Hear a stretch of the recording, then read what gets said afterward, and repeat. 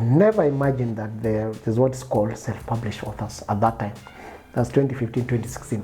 Sikuwa najua kitu hata inaitwa self-published ni nini. I know many Kenyans, even authors now, they don't even know what that thing. At that time, hakuwa na mtu alikuwa anajua. Because everyone who had an idea of publishing a book or writing a book always thought about mainstream publishers. Which product can you put there and you can turn it over every month 5, 6, 7 times using that space. So shelf space is very key to every bookshop, to every supermarket, to every retailer. Because they think of how quick can I turn over this item over. So if you're going to have that product, put it there and it stays there for 1 year, 2 years, 3 years, bila kuuzwa, then you have wasted that shelf space. So I started reading a lot of books, vitabu mingi sana. So now that led me now to opening Nuria. I was influenced by a friend because I used to carry books to my workplace, nikienda huku nikisoma. So everyone used to, or those who were interested in the book, they used to ask me and, borrow the books from me. And then a colleague of mine who was my desk mate told me that why am I giving them free books? So I should sell books to them. I put a lot of workload into everything. So my work is just to outwork, whether it works for me or not. Just outwork.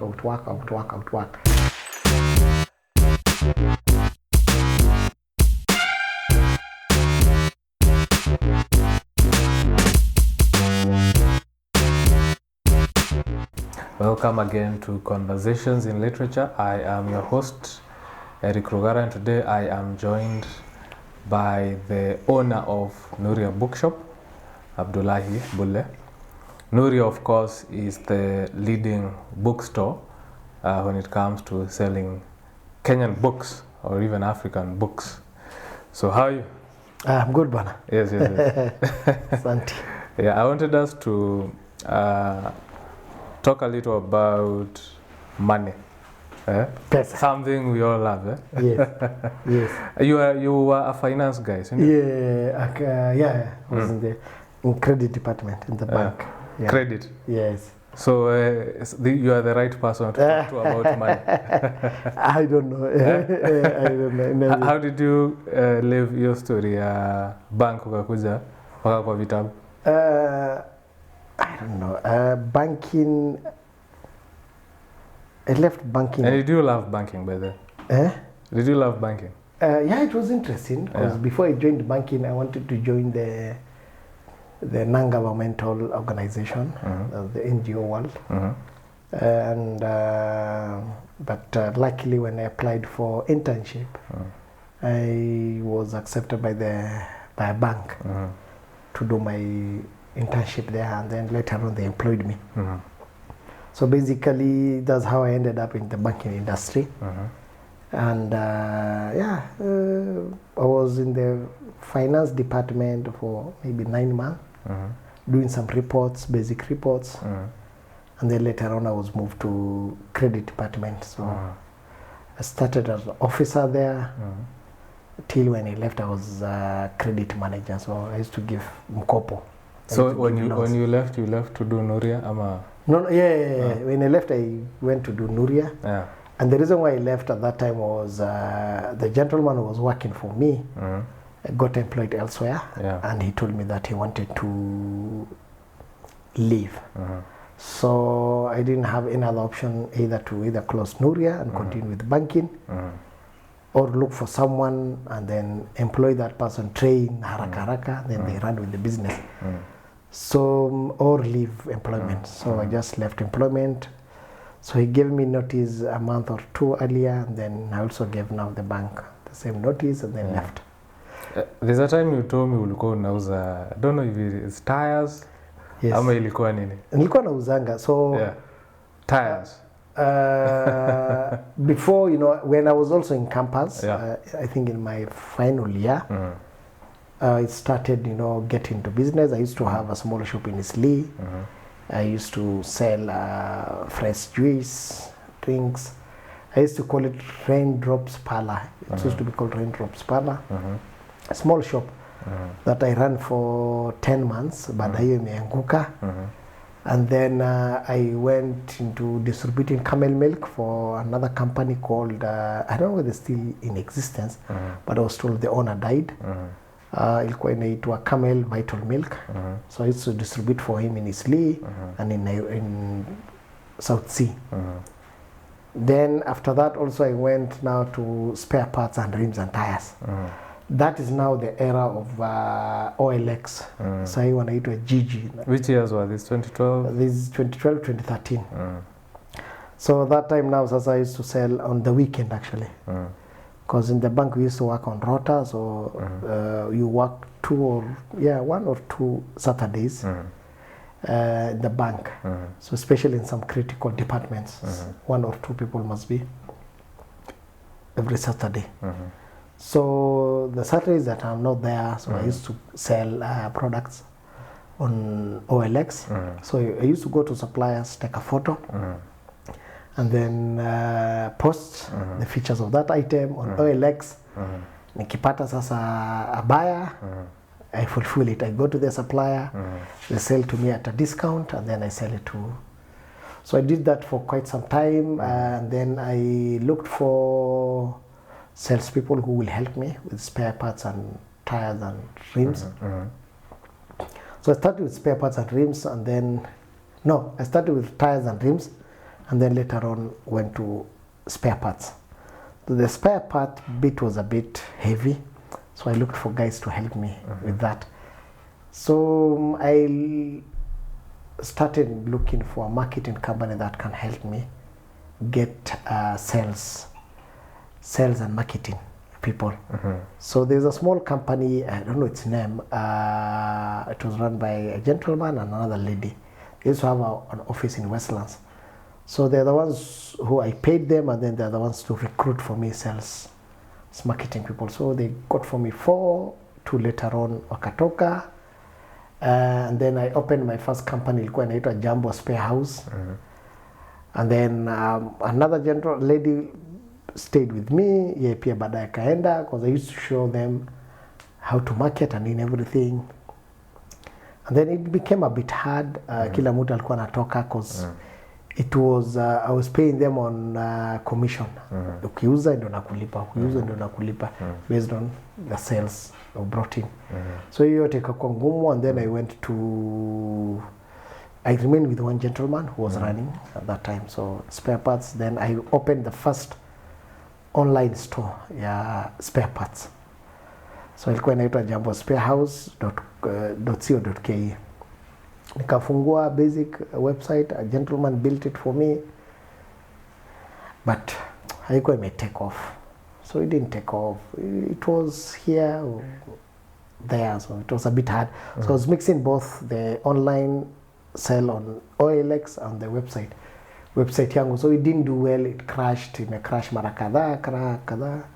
Then I just started taking a break from biashara. So I took a business sabbatical for a year. That's between 2014 to 2015. That's now the year now I started now getting involved into book reading. So I started reading a lot of books, vitabu mingi sana. So now that led me now to opening Nuria. Yeah, so you opened Nuria because you are reading books? No, I was influenced by a friend, because I used to carry books to my workplace, nikienda huku nikisoma. So everyone used to, or those who were interested in the book, they used to ask me and, borrow the books from me. And then a colleague of mine who was my desk mate told me that why am I giving them free books? So I should sell books to them. So nikaanza sasa kupeana sasa vitabu. So I used to start selling books now. So how did you make the leap? Sorry. Yeah. How did you make the leap from selling to your friends to now actually thinking, can actually sell to the world? So my colleague, when she influenced me to do that, since I had that bad experience with business, so I said, let me do a market research on this space I'm getting into. So the research I did was at that time where there were no online stores that were selling books online. Oh, so Or from the very beginning, you Yes. didn't think I will only sell to people here. You immediately thought I will sell to the world. Yes, to Okay. everyone. Okay. So, because the market was too small to sell to my colleagues. So I did a market research on how to the go-to market. I said, will I open a shop or will I sell online? So at that time, Jumia was in the market, OLX was in the market. I don't know who else was in the market, but nobody was selling books online. So everyone else was focusing on electronics and other stuff. And the bookshops that were there, they were just brick and mortars, or nobody was thinking about selling books online. So online here, I mean now availing books physical or online and delivering physical books. So I did my own research November, I think so, October, November, my own research, and then I figured out that the best way to go to the market is through online and also reduce my risk. So I just opened a Facebook page, nikajaribu hiyo kuuza, grew the page. Before the end of that month, which is December 2015, I opened my first website, and then it didn't do well because of, I think, misunderstanding between me and the developers. By January, I think I started looking for another developer, and then Feb 2016, I got another developer who built for me a fresh website. So initially when I started Nuria, I only wanted to sell books online and operate from the store. So sikuwa nataka kufungua physical shop. So I just wanted to do pure online. So that's 2016, 2017, 2018. 2018 October, that's when we opened our first physical shop. And that pressure came from the customers. So most customers wanatuuliza, where are you guys, where are you based? I want to visit you, I want to browse your catalog. So because of that pressure, then I ended up now opening a physical shop. But initially I didn't want to open a physical shop because I just wanted to operate the Amazon way or the Jumia way, where you just buy products online, deliver to a doorstep. So that is now how we ended up now opening a branch. At what point did you realize that? At what point did you realize that you are actually a bookshop? Because I know when you start online, probably you are thinking, I'm just selling books. Yeah. But at what point do you start realizing I'm actually a competitor of TBC, a competitor of these other bookshops that are there in Nairobi? At what point do you start realizing, actually, I am a bookshop? I think that came after COVID. I think that's when I realized that I was making impact. Even though even before that, they were seeing, because I was pushing for local books, rather Kenyan books at that time. So after COVID, they started now feeling that pressure. That's why you see now every local bookshop now Kenya must stock African books and must stock Kenyan books. So when so them realizing you are a threat made you realize you are? Yes. Especially when it comes to the local books. So, and that was a big plus to all Kenyan authors, African authors now. Especially Kenyan authors, because those are some of the authors who can walk to your shop and they were not accommodated. So since then, most Kenyan authors are welcomed in most bookshops. Before ulikuwa naambia watu leta hapa tutaangalia ngoja kidogo nini. So nowadays we became like a benchmark. So if Nuria has it, you must have that book. So and they call us and we give them referral, especially if they call me and tell me that, who's the publisher or the author of this book, help us with their contact. We usually share with the number of the supplier, and then they stock that book. So we did that with many books they've called, the ones they have interest in sometimes. So that is now, I think, when we started receiving calls from the competition. And then later on, what I've realized is, yes, they fought us quite some time, other bookshops. But their fight was indirect, not direct. So later on, they saw that we were contributing something to the ecosystem, the book ecosystem in Kenya, and we started, working together. Yeah, so at least to further. And the thing with books is if you have that book and someone needs that book, they will buy from you, because Kenyans look for convenience as well. Maybe I'm not, maybe in Karen, or we are not in Westlands, and the customer is there. You see, and that customer can buy from the bookshop that is around that place if that book is available. So that also gave them some good sales and some good business. And remember, as we do free marketing to all authors, and that is also what is helping them. Yeah. So by stocking that book, and Nuria is doing the donkey work for you, so it's good that you stock that book so that Nuria at least does for you the marketing for free. So I think that is some of the things I think they have observed and seen. So most of them, what they do is they also observe on what we do, especially on social media. And if they see a book that is interesting, a book that they want to have in their bookshelves, they look for the author and then stock it, or look for the publisher and stock it. And that is also growing now, both their catalog and also making that book visible to more readers. So I think it was 2021, 2022, around that.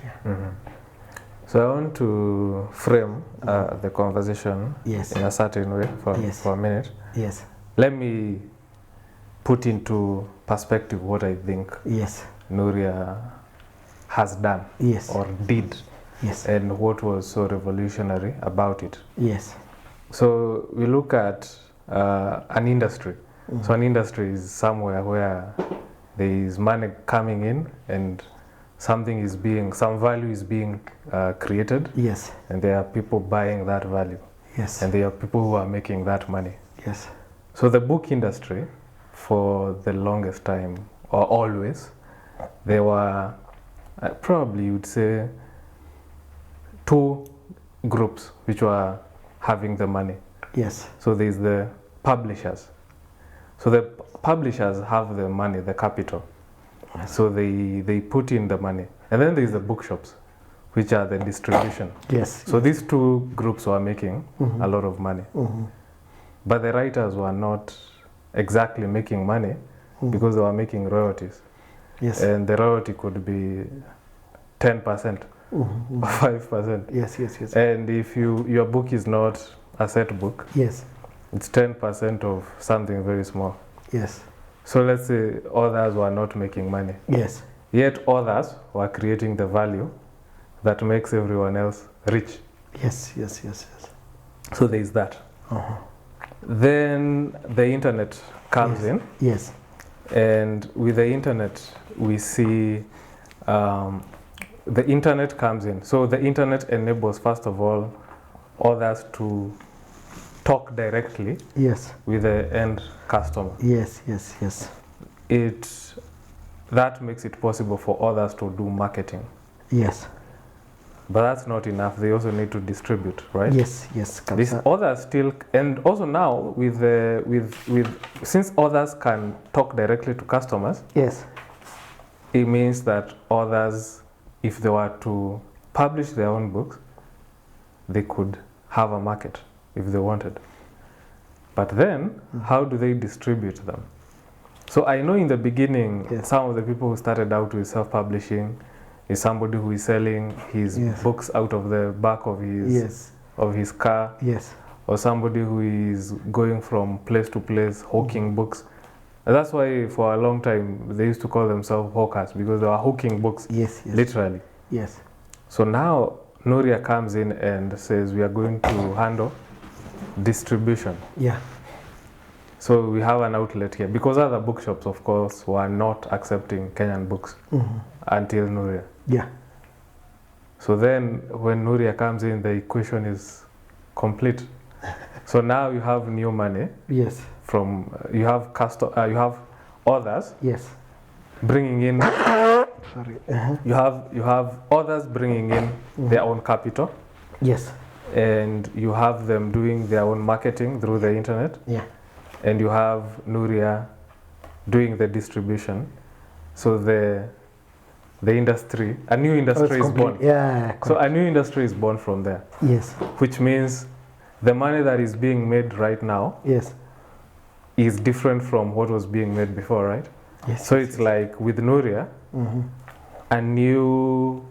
basically it's like a new industry has been born. Which is separate from what the mainstream publishers were doing. Yes. Because the mainstream publishers, their money is mostly from targeting the schools, the parents. Majority, yeah. Yes. So with Nuria, at least now you get books which are fiction. Yes. You get autobiographies, Yes. memoirs. You get all genres of books. You even get coloring books. Yes. All sorts of books. And what do you think? What do you think? No, I think you've put it very well. So I've had this discussion with a couple of conventional publishers, with the CEOs and decision makers. Yeah. And one of the things they have told me is they have a struggle in selling general books. So general books means non-academic books, the books that's outside the academy. And most of them, they have rights to such books. Yeah.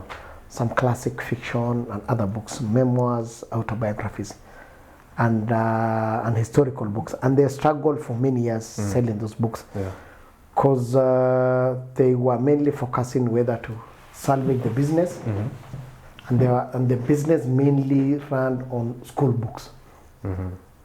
And that was their cash cow. That's almost 99% of their money comes from school books and anything related to school books. Outside that, they were not making money. Yeah. But they had that 1% of general books that they were selling, but they were not moving, and they were not putting a lot of effort into that. So I usually say that we give life to such books. So when it came into the market fully in 2016, one of the things I started doing because of the business setbacks and failures I had with other businesses, I was using a new way to penetrate the market. And the best way to penetrate was going for the parts of that industry, that business industry, book business industry, that were not served. So I was going after the untapped parts of that industry. And those ones were the books that are general books. So those books were there. They were not promoted, and they were not visible, but they were there. So what I started doing was reaching out to most of these publishers, getting their catalog, getting their books, and now posting those books and creating content around those books. So when we started doing that, it was very painful because nobody knew them. And most people, because most business, it's always to run with business that customer is looking for, that product the customer is looking for. But now when you're promoting a product to the customers, it's a bit challenging. Because for example, when you need a phone, I just need to have that phone in my shop. You'll come for that phone. But if it's a new product, I have to market it, put it on your face, not once, but 1,000 times by the time you buy that. So the school books was you just get the rights to print, get the approval from KICD, print them in bulk, and then wait for the booksellers to order, wait for parents to buy. So it was easy for that. But for general books, it was hard. So you're the ones who used to do a lot of effort. You have to market it, and then after that, you're getting small sale or biashara kidogo. So because of that, it was untapped. It was there, but untapped. So what we did was I started picking out those. And as I do that, I came to realize that self-published authors were not accommodated. So as I was promoting these general books done by Kenyan authors, especially by mainstream publishers. So initially when I started, I was just selling mainstream publishers. Now books are import. So I've never imagined that there's what is called self-published authors at that time. That's 2015, 2016. Sikuwa najua kitu hata inaitwa self-published ni nini. I know many Kenyans, even authors now, they don't even know what that thing. At that time, no, hakuwa na mtu alikuwa anajua. Because everyone who had an idea of publishing a book or writing a book always thought about mainstream publishers. If you had a manuscript at that time, kila kitu ilikuwa nini? How will I get to publisher? How will I get into my book be adapted as a set book? So all writers were thinking about that. So the main target was school and school related things. So Mimi, as I realized that there's also a big number of authors, and there's some who even told me that they have personally taken their books to certain bookshops, several bookshops. Wakaambia tuwekeni hapa, mdozi hayuko, we'll review it, we'll check it. And then after a week or 2 weeks nikirudi, they told me kitabu either substandard, kitabu hatuwezi chukua, ndio hii kitabu yako, enda. So they were never called, some even they lost their books like that. Because of now they didn't have a name and they were thinking of the shelf space. Because what matters to bookshops similar to supermarkets is the shelf space. So that shelf space, which product can you put there and you can turn it over every month 5, 6, 7 times using that space. So shelf space is very key to every bookshop, to every supermarket, to every retailer. Because they think of how quick can I turn over this item over. So if you're going to have that product, put it there and it stays there for 1 year, 2 years, 3 years, bila kuuzwa, then you have wasted that shelf space. So because of that, started now saying, let me just market Kenyan books. So I started doing that, and then I started now realizing that there's what is called self-published books or self-published authors. That's the first time it hit me, because I used to hear about books. I thought that for you to produce a book, you must go through conventional publishers. So I've never thought someone can become a self-published. So the first year I got 5 authors I came across, and I got them through social media, which was Facebook at that time. So 2016, we closed the year with 5 self-published Kenyan authors, and then 2017 we had more since then. The first few years, I think 5, 6 years, most bookshops were not even paying attention to self-published authors. But the last 1 or 2 years now, most bookshops are keen on self-published books, self-published authors, and they're stocking their books. So that is how we went to the market. And by doing so, we created value where I think others were avoiding. So sometimes when you create value, what happens is it's painful, especially when you pioneer a certain thing or you have ventured into certain things. It's painful. It takes a lot of resources, both money and energy. So most publishers and bookshops were focusing quick wins, and which I agree with them because no one wants to hustle, or no one wants to take the rough road, so that at least you get to the The question is, why did you do it? The reason why I did was that's the only way I can get or penetrate the market. So it was a strategy to penetrate the market. But what about once you penetrate the market? Once I penetrated the market, now I started now. Were you thinking, once I penetrate the market, yes, then I can do what they do? No. Once I penetrated the market, my key thing was, because when self-published, 2017, I realized that most authors that are conventionally published were not making good money. Especially the secondary books. I don't mean the school books, but not the primary books that are that, for example, the books that, let's say, set books. Okay. If you are not a set book author, you couldn't make good money. Maybe you can get maybe 2,000, 3,000 per annum, a check of 2 or 3K. Unless you are self-published. No, unless you are, what is it called? 2,000 shillings. Sometimes 5,000, 2,000, 3,000 per annum. There's a self-published author who is selling that per book. Yes, that's the return. Yeah. So, but now, since, especially if your book's not a set book, if it's a set book, yeah, you can make some money. How But much? if, I don't know, but set book, they must get good returns. I'm asking because Yes. the retail price of these set books is usually very low, right? Yes. So it could be 500 shillings, Yes, yes. or it's definitely under 1,000 shillings. Yes. Some of them are very cheap. And on the other hand, I know the author probably gets a percentage like 10%.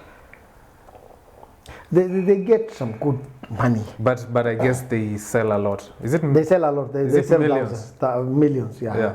Maybe 100,000, 200 or Yeah. more. So 10% of a million is a lot. No, it's a lot. For set books, Yeah. they make money. But Yeah. for the books that are not a set book, you won't make money, and that is only 1 or 2 years or 3 years. Yeah. The number of years your book will be a set book. So before you know another. And author that is takes if the publisher is honest. They are also Yes. they are also dishonest. I don't know, but that is, I think, the returns. I've heard stories from about others. Yes. The publishers will pay you something very small, and yet your book has been selling. You've been seeing it's a set book. It's selling a lot. Yes. But when you get the royalty, because of course they don't show you the books, Yes. so you have to trust them. Whatever they give you is actually what you made. But that is at least better than, you know, your book not being featured as a set book. True. So when we started now promoting this kind of books and giving power to authors, because I believe in decentralization. So decentralization means empowering more people. The more power is decentralized, the more free people become, the more people become freer. But the more the power is centralized, the more there are many gatekeepers, the more people will be, what is it called? I don't know what the right word. But when power is centralized, people suffer more than when power is decentralized. So, and that applies to everything. So it's not only power, it applies to knowledge, it applies to resources, it applies to sharing of whatever it is that centrally belongs to that industry. So the industries, that's why you see there are some companies that are extremely rich, dominate industry.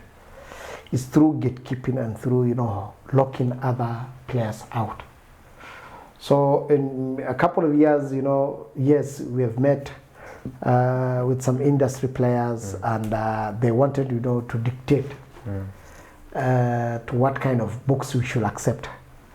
And I was against that because most of them, they were saying, oh, you can't just accept a book that's substandard. So I told them I will accept, but I will give feedback to the author and tell them that their book, the font is not good, it's not well edited, rather, or it is layout is bad. Like they wanted to dictate. Yes. How does that make sense? Like it's your business. So yeah, it's your business, but standard. Create some kind of standard, a business standard. But how can they dictate? What I mean is you cannot be just picking. Were they giving advice or were they dictating? They were some kind of giving advice on. Okay. We shouldn't just accept any kind of books. And remember, things have improved now. Yeah. But initially, the print work of some printers were not good. We used to have a lot of teething problems. So do you reject books? We don't reject, but I give them feedback. Especially when you come across a book that is not as per the standard, we'll just tell you that this book, go improve on this. And but you still stock it? We'll accept it and then we'll give you feedback. Until you go talk to this printer or this, they will help you. You know, that's give you feedback. That's a, what do you call it? That's a bold decision to still stock it. Yeah. So the question is, yes, what informs that decision? What informs is it comes from the customer. We get feedback from the customer, especially the customer, the buyers. The buyers. Okay. So especially a book that's printed in white paper. No, I'm asking. Most businesses would be like, we are not going to stock substandard products, right? Products, yes. Because our attention is on the end user, the buyer. Yes. Right? So in this case, sorry. Yeah, so in this case, Nuria says our customer is the author. Both our customers. Yeah, so but in this case, you've prioritized the author. Yes, the author. The author. So now the question is, because that's a bold decision, why prioritize the author and not the reader? Because the players, the people we serve are many in the business. And personally, I experienced a lot of authors who have suffered or experienced a lot of trauma when it comes to the book. Okay. And that was brought because of the missing gap in our industry at that time. Okay. What am I talking about? What I'm talking about is, and still it's there, there are many authors who don't know, they've heard about self-published. And they're not bold enough, or they don't have the audacity to go to Nuria or another bookshop and ask. I don't know other bookshops if they will guide you to seek some kind of advice on how, before they print a book. Even today I was called by a customer, an author, who's printing a book, and I've already given him a number of a printer who can help him and where to buy the barcode, ISBN code. Those are very few bold authors who can reach out to you and ask you for guidance. Because of that lack of knowledge, most of them, what they do is when their book is ready, they will just rush to a printer, any printer, they print for them. So once we give that feedback, it helps them now to improve on their book, on their next print of their book, print run of the book. So the reason why we pick the book is, one, as we stock that book and give that feedback to the customer, to the author, the author, if he has money or he talks to the printer and asks him that, I want a better standard of this book, he can pick again. There's one author who picked was it yesterday or the day before yesterday, who picked some books. So his book was doing well. We sold a couple of copies, but it was printed in white paper and it wasn't in good standard.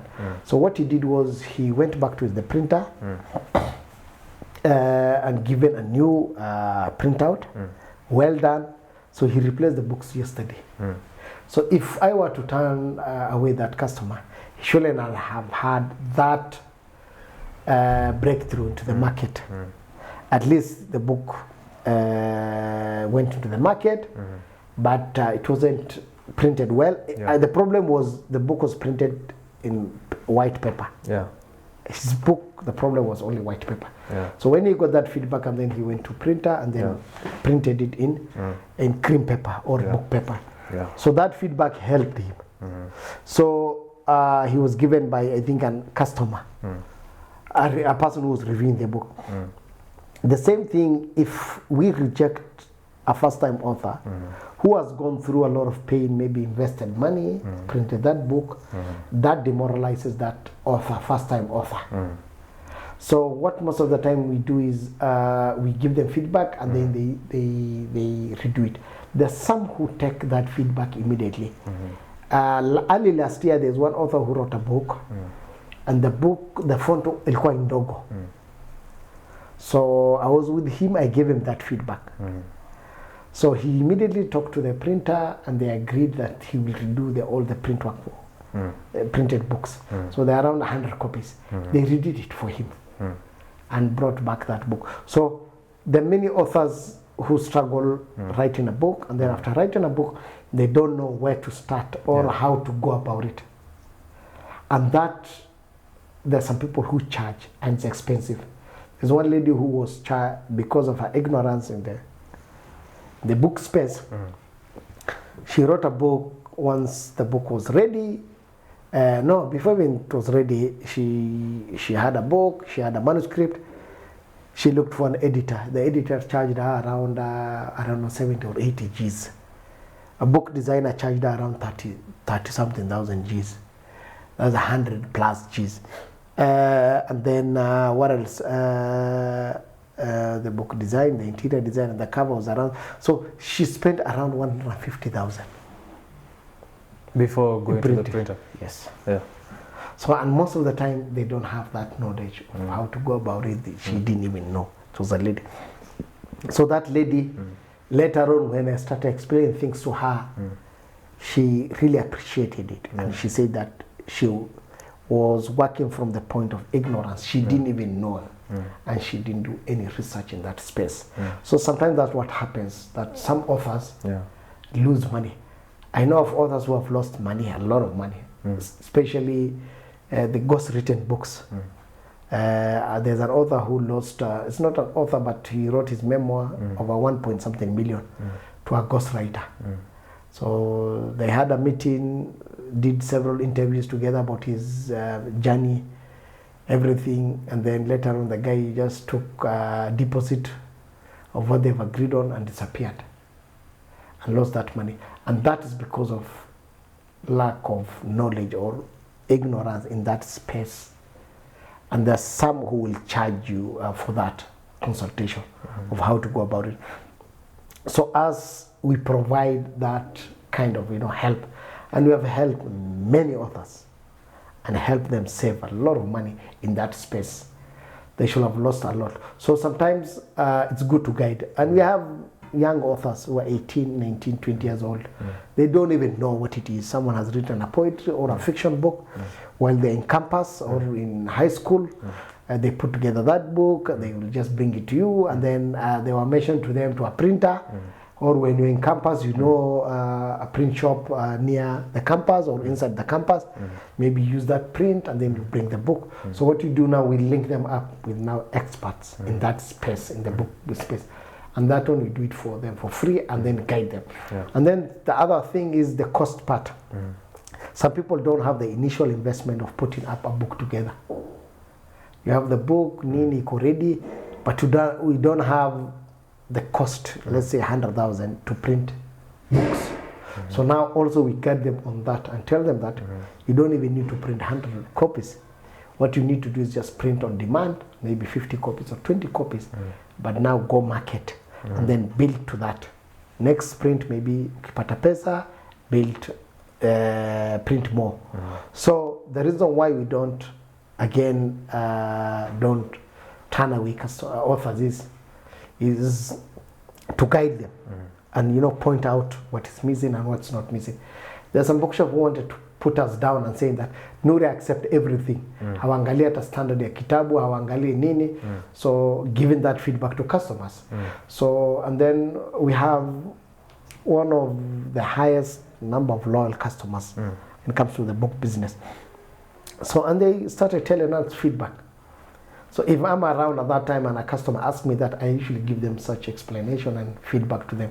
What if you were the author of that book and you have zero clue on how to go about it and you just start it? Umeanzisha tu kuna kitabu, you went to downtown, you're looking for a printer, the printer just did their work, printed it for you. So we usually guide them and help them in that.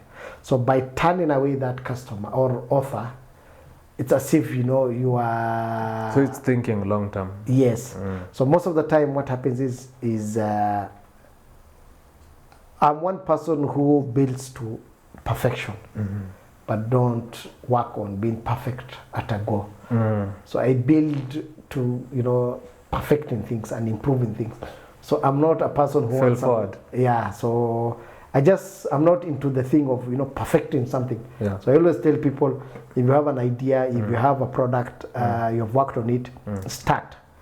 So it will teach you on where to improve or how to improve it till you perfect it, and then after a year or so it becomes easy for you, and it's just a snowball and then becomes easy. But now if you put a lot of obstacles in front of such people, it becomes hard, and the person becomes demoralized. Have you heard of how Nollywood industry Uh, was born. You see, the same, what I said earlier, that Nuria created a market. yes. But I hadn't thought actually Yes. that this is, I've just remembered that this is actually something that exists as a concept. Yes. There's something called a market creating innovation. A market? Creating innovation. Wow. What's that? So that's an innovation which creates its own market. Ah. So and one of the ways this happens Yes. is that they target people who are previously not targeted Yes. by the existing market. So you know what I mean? So Yes. when you said that Yes. you are targeting the existing publishers, bookshops, they were targeting the schools and so on. Yes. Yes. But now you're targeting these self-published writers. Yeah. Yes. Yes. So that's a market that was not there because it was ignored.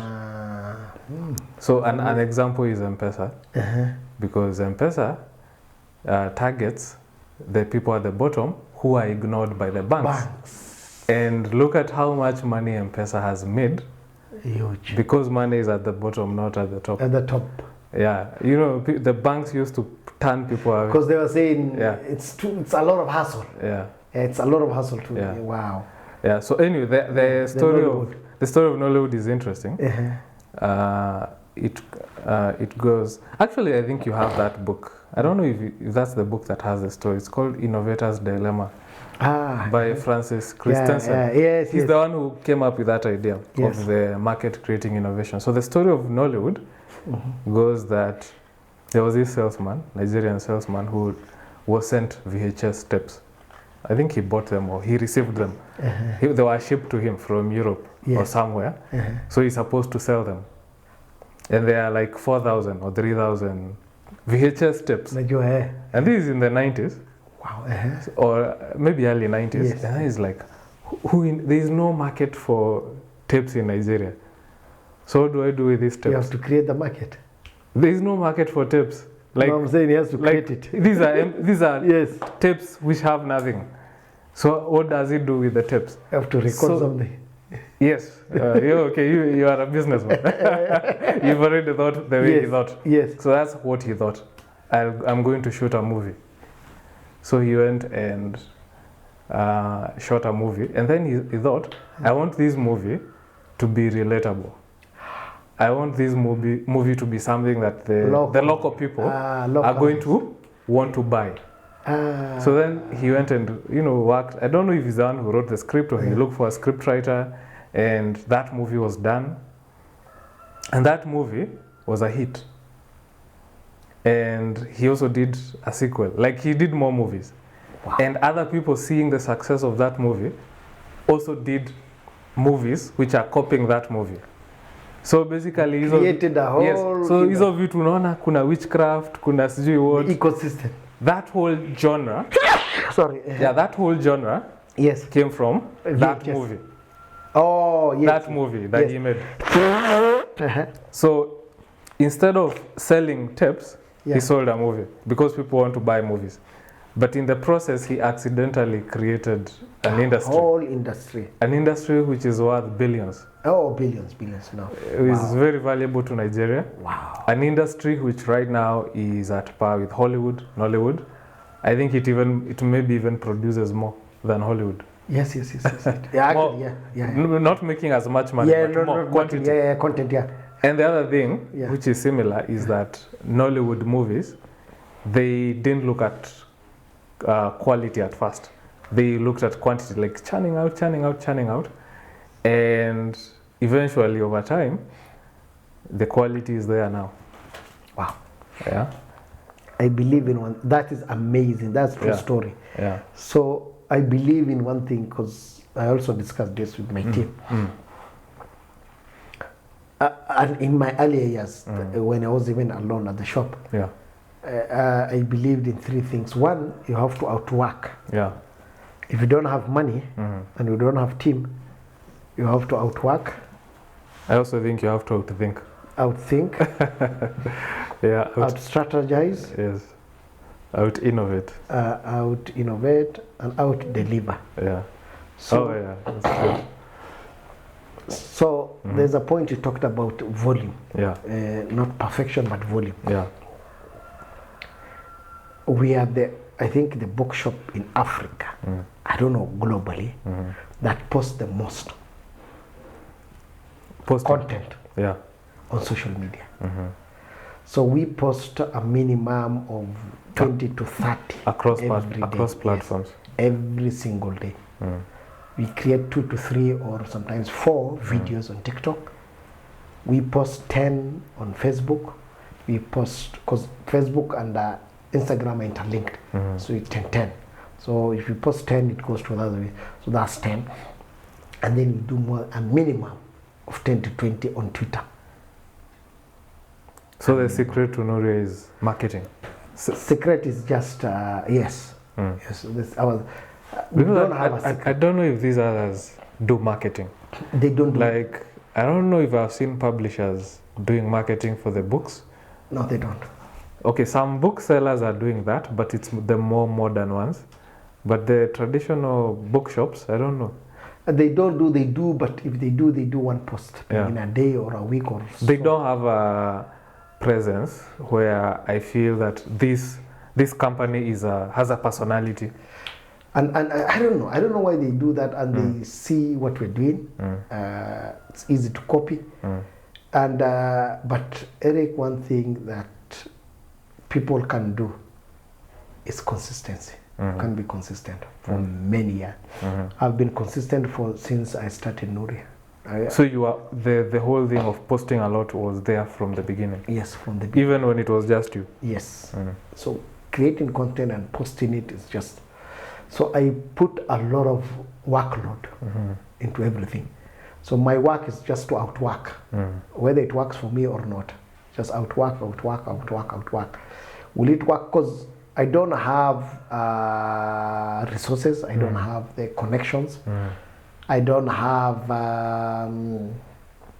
I pitched Nuria to 9 investors. They all rejected me. I stopped pitching to investors in 2021. Sorry, from 2016 to 2021. That's when I stopped pitching to investors, because most investors wanted some massaged numbers and lies, and I didn't want to. Because one of the things I was telling most of the investors, or maybe I was getting it wrong, was they were asking me how quick will they recoup their investment, and that's one question I can't answer. But most people who pitch such ideas lie. It works for them, sometimes it doesn't work for them. So I never wanted to lie about that. So if you tell me how quick can I get this 1 million, I'll tell you I don't know when. It can be a year, it can be 2, or it can be 3. Because I've invested in this business a lot of money. I've sold my car, put it into business. I sold my property, put it into business. So between 2016 to last year, I might have spent maybe 10 to 15 million only on marketing. Just quick. I sold my car for 800 Gs in 2017, put it in the business. Sold my property in 2020 Feb, put it into my business. That's 1.8 million, put it into my business after, settling my debt. 2018, when I left employment, I accessed my pension, I accessed my severance pay. That was close to 1 million. I don't know, was it 1.5, 1.6? Yote nimeweka kwa biashara. So in a span of 2017 to 2020, I have invested maybe 4 or 5 million. Around 4 million. I think around 4 million. Yeah. Just marketing peke. Kupost, kufanya nini, kuweka nini, kufanya hivi, promoting, posting nini. Just like that. And getting little return from that. So it started paying itself in after 2021. So that's a hit you have to take. Yeah. You'll be hit and hit and hit and hit. So other businesses, other people have fallback. I never had any fallback on who can help me with this. Sorry. There's a year, I think My sister helped me kidogo, so with a small loan. So the rest ilikuwa to just, you have to hustle it. And I think that is now the thing that lacks in most businesses. Sometimes I usually say that it's better you go through the pain early, know it well, and later on you stabilize it in your later years, than making it big while you're small and suffer on your later years. So you can see maybe people who are making good sales, good business in their 20s and 30s, but now once they reach in their 50s and 60s, now they suffer. Because sometimes that business punishing gives you, helps you now to put a better infrastructure, a better foundation for the business, and then you will know how to do and how to work with pressure and a lot of stuff. But now when you sail through easily, haraka, the day you run into a huge obstacle or a huge thing, now that is very hard now to recover from that. So you see, businesses who outlived most other businesses were started or founded by other people who built the foundation very strong. And just like kujenga nyumba, the foundation must be very strong for you to go up and sustain the level of growth when you are up. So most businesses, the shortcut is which tenders can I get haraka, which person can I use to buy more books from me, which our products from me, how can I use this? Maybe some people are maybe even using witchcraft, which I don't believe in that. Maybe some other people maybe wanna join wanaitwa nani, Illuminati or whatever it is. So all those quick things you gain, you will pay it big and huge, even maybe with your life in later years, because you have not followed the natural way of how things grow. For something to grow is just like seed, like planting a tree. The seed has to be in the dark for many days and many years. By the time it grows into a tree, the tree has to be nurtured, it becomes grow. Similar with kids. Once you fertilize an egg, the egg is carried by the mother, nurtures that baby for 9 months. After 9 months, she gives birth to the man, they breastfeed the kids become 2, 3, 1 year, like that. It grows up, taken to school. By the time the kid now becomes 18 or 20, like that, and then that's it. That's the nature of most things. There are those things that take shortcut, but now shortcut means shortcut to your life. So that is now how I grew Nuria. It was very painful. 2019, I wanted to go back to employment, look for someone else to run. So that's now when the 11th hour.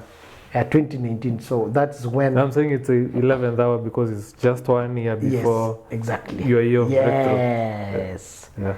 So that year I put my property for sale, nikashindwa kuuza, and then I gave it to brokers to sell it.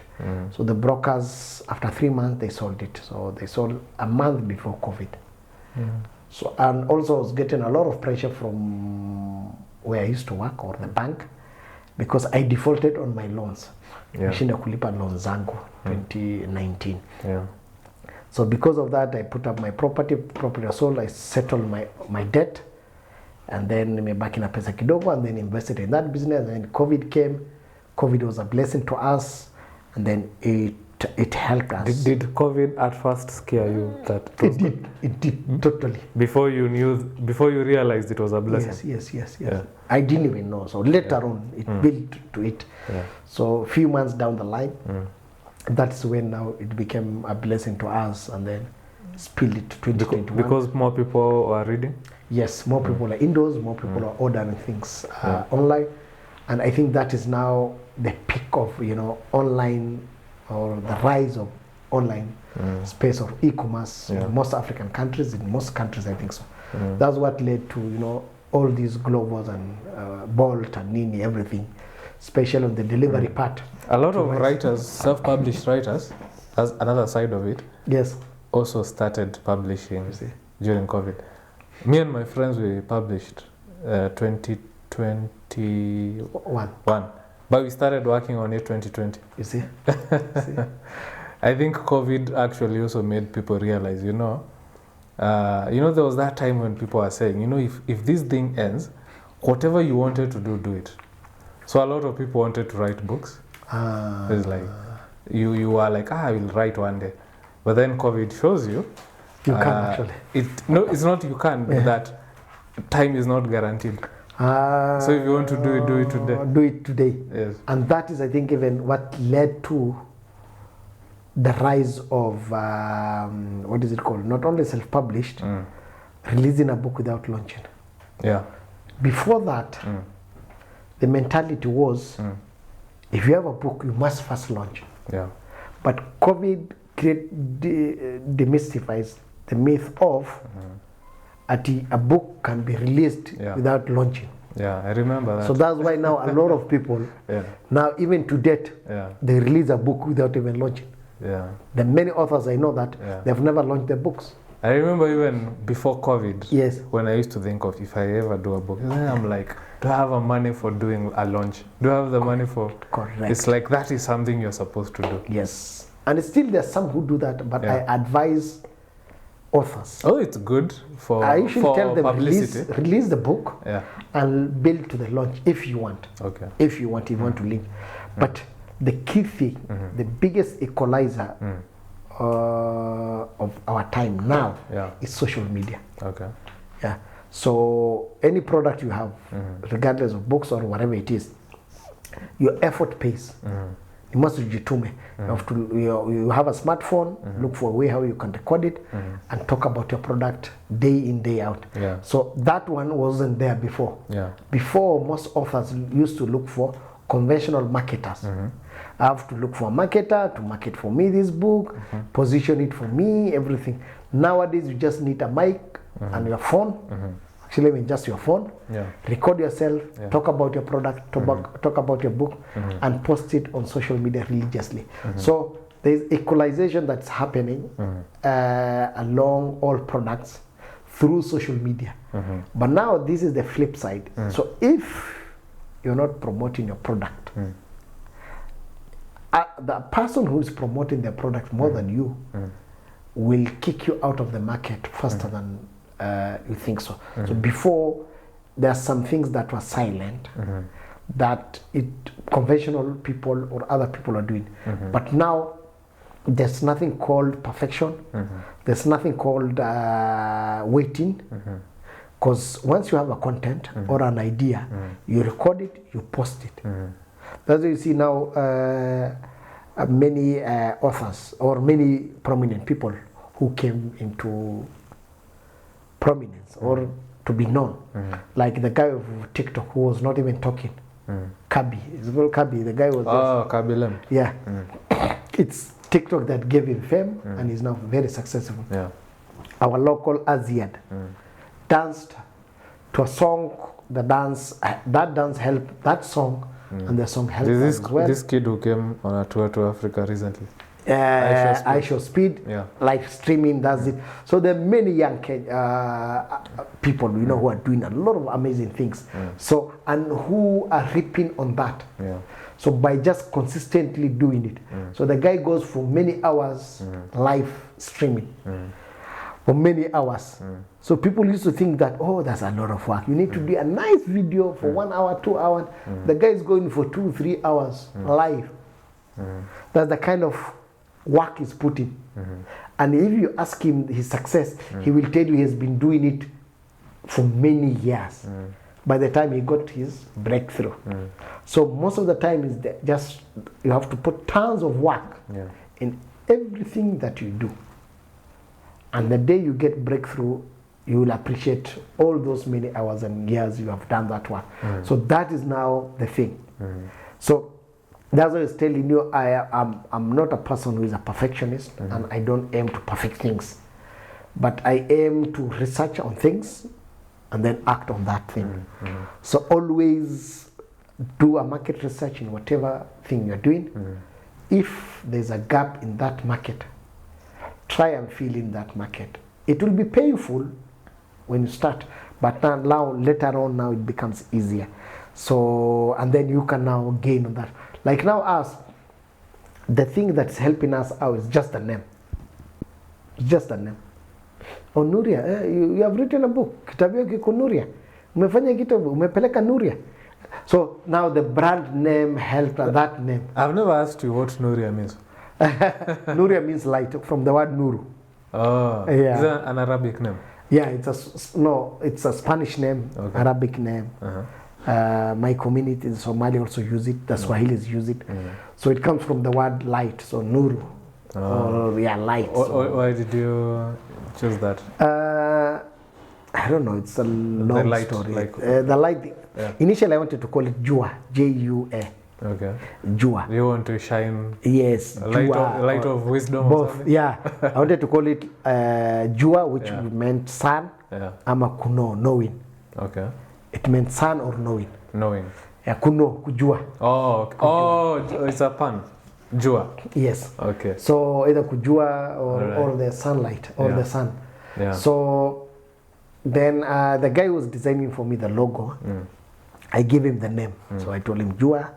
I want to call the company Jua. At that time, 2016, at that time kulikuwa na front end people na back end people. Yeah.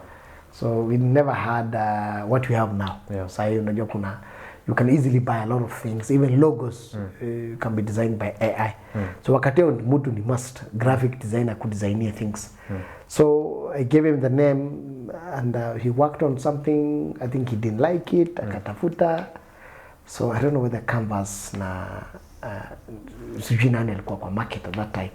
I think I don't know which graphic Photoshop, tools. is it? Photoshop, yeah, Photoshop, I think so. Yeah. The market. So he looked at Jua nini, but he akaniambia hii haibambi vizuri. So give me another name. So now I started now looking at light. So light, giving light through books, blah blah, nini nini, and then Nuru came to my mind as a Swahili. So Nuru, when it comes to Nuru, nini, everything, and then Nuria is my mother's name. Ah. So it's my mom's name. Wow. Okay. So Nuru, Nuria, everything. Ah. So I was thinking. So Yeah. I gave him the name now. Yeah. So I told him, why can't you use someone's name? He told me it's possible. KFC pia ni, no, it's KFC. He gave me a name. I don't know which one it was. He designed one. And he told me it was someone's name. I can't remember which one it was. It's a local company. So when I give him the name, immediately he designed it. Immediately I may approve. I gave it to him a day or so. I had the logo, and that's how now I ended. Now I started now doing research on the origin of Nuria. Now I came to realize that Nuria came from Spanish, adapted by the Arabs, adapted by the Somalis, adapted by the Swahilis. So it's a female name. So you yote tumeingiana, and then that's how I just picked it. Yeah. Along the way, people loved it. So Yeah. But how did you learn from your previous businesses, which were not so successful? You said somewhere earlier that it's good when you don't succeed at first because it teaches you something. yes, I think the biggest lesson was market research. Okay. Nuria, I did some kind of market research of the book business before I went to the market. The other ones ilikuwa tu pressure driven or nataka kuenda kwa biashara, so just let me test it out. How did you undertake the market research for Nuria? For Nuria, I did our first thing since the Jumbo Spare House, which was online, which didn't work well. So you researched the book business or the online business? The book business. Okay. So when I researched the book business, I realized there were only physical stores. There were no online. So at that time, Jumia was not selling books online, or Alex was not selling books. So nobody was selling anything related with books. So, and I said, I don't have enough capital. So what will I do? I will operate from a space, kama hii, or shop, or no, store or from my house. Actually, the first shipment I bought in from UK was around 125,000. Nimeweka kwa nyumba. Boxes zilikuwa kwa nyumba. I started marketing and selling them. And then I never, from the word go sikuwa nataka, I didn't want to open a physical shop. So I just wanted to sell it from online. So I got a store somewhere, nika holding area, putting the books there, marketing it, and then once I get a buyer, we deliver it or natafuta rider. So that's how my initial, plan was. But now with time, you are shaped by the market. You have to move with how the market moves. Even Amazon has stores right now. Many stores. Superstores. Yes. So the market moves you. So sometimes you think that you're smarter than the market, but the market will tell you, go this way, go this way, go this way. So just like water, you move with it. So now the feedback I was getting from customers was, mko shop na wapi, mko based wapi, mko wapi, you have a physical store, and I visit you. So that now led to us opening a physical store. Yeah, so. People doing the same research you did in 2015 would have come to very different conclusions, because one of the things that you would have looked at that people, that was, like if you were reading the newspapers around that time, the literature pages on the newspapers, one of the things that they used to say was, Kenyans don't read. That is one. So that's your market. The second thing they used to say is that physical books are going to die. Correct. Because e-books are coming in. So if I had been doing the market research at that time that you were doing it, I would have been like, there's no market here. So how did you overlook that and say, there's money here? I think there's a day I was showcasing books at KICC. And I used to go to events showcasing. So it was earlier years, I think either 2016 or 2017 or 18, I can't remember. So when I was selling there, I met Mheshimiwa came to my desk. Who? I can't mention her name. So it's a female. It's a lady. So she came to my desk. You're selling books now.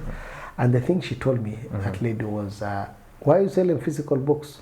And, which year was this? Either 2017 or 18. There's something that was happening at KICC. They gave us a table. An expo? Yes, an expo. And as they go round, unavuruta mutu, that time very hungry business.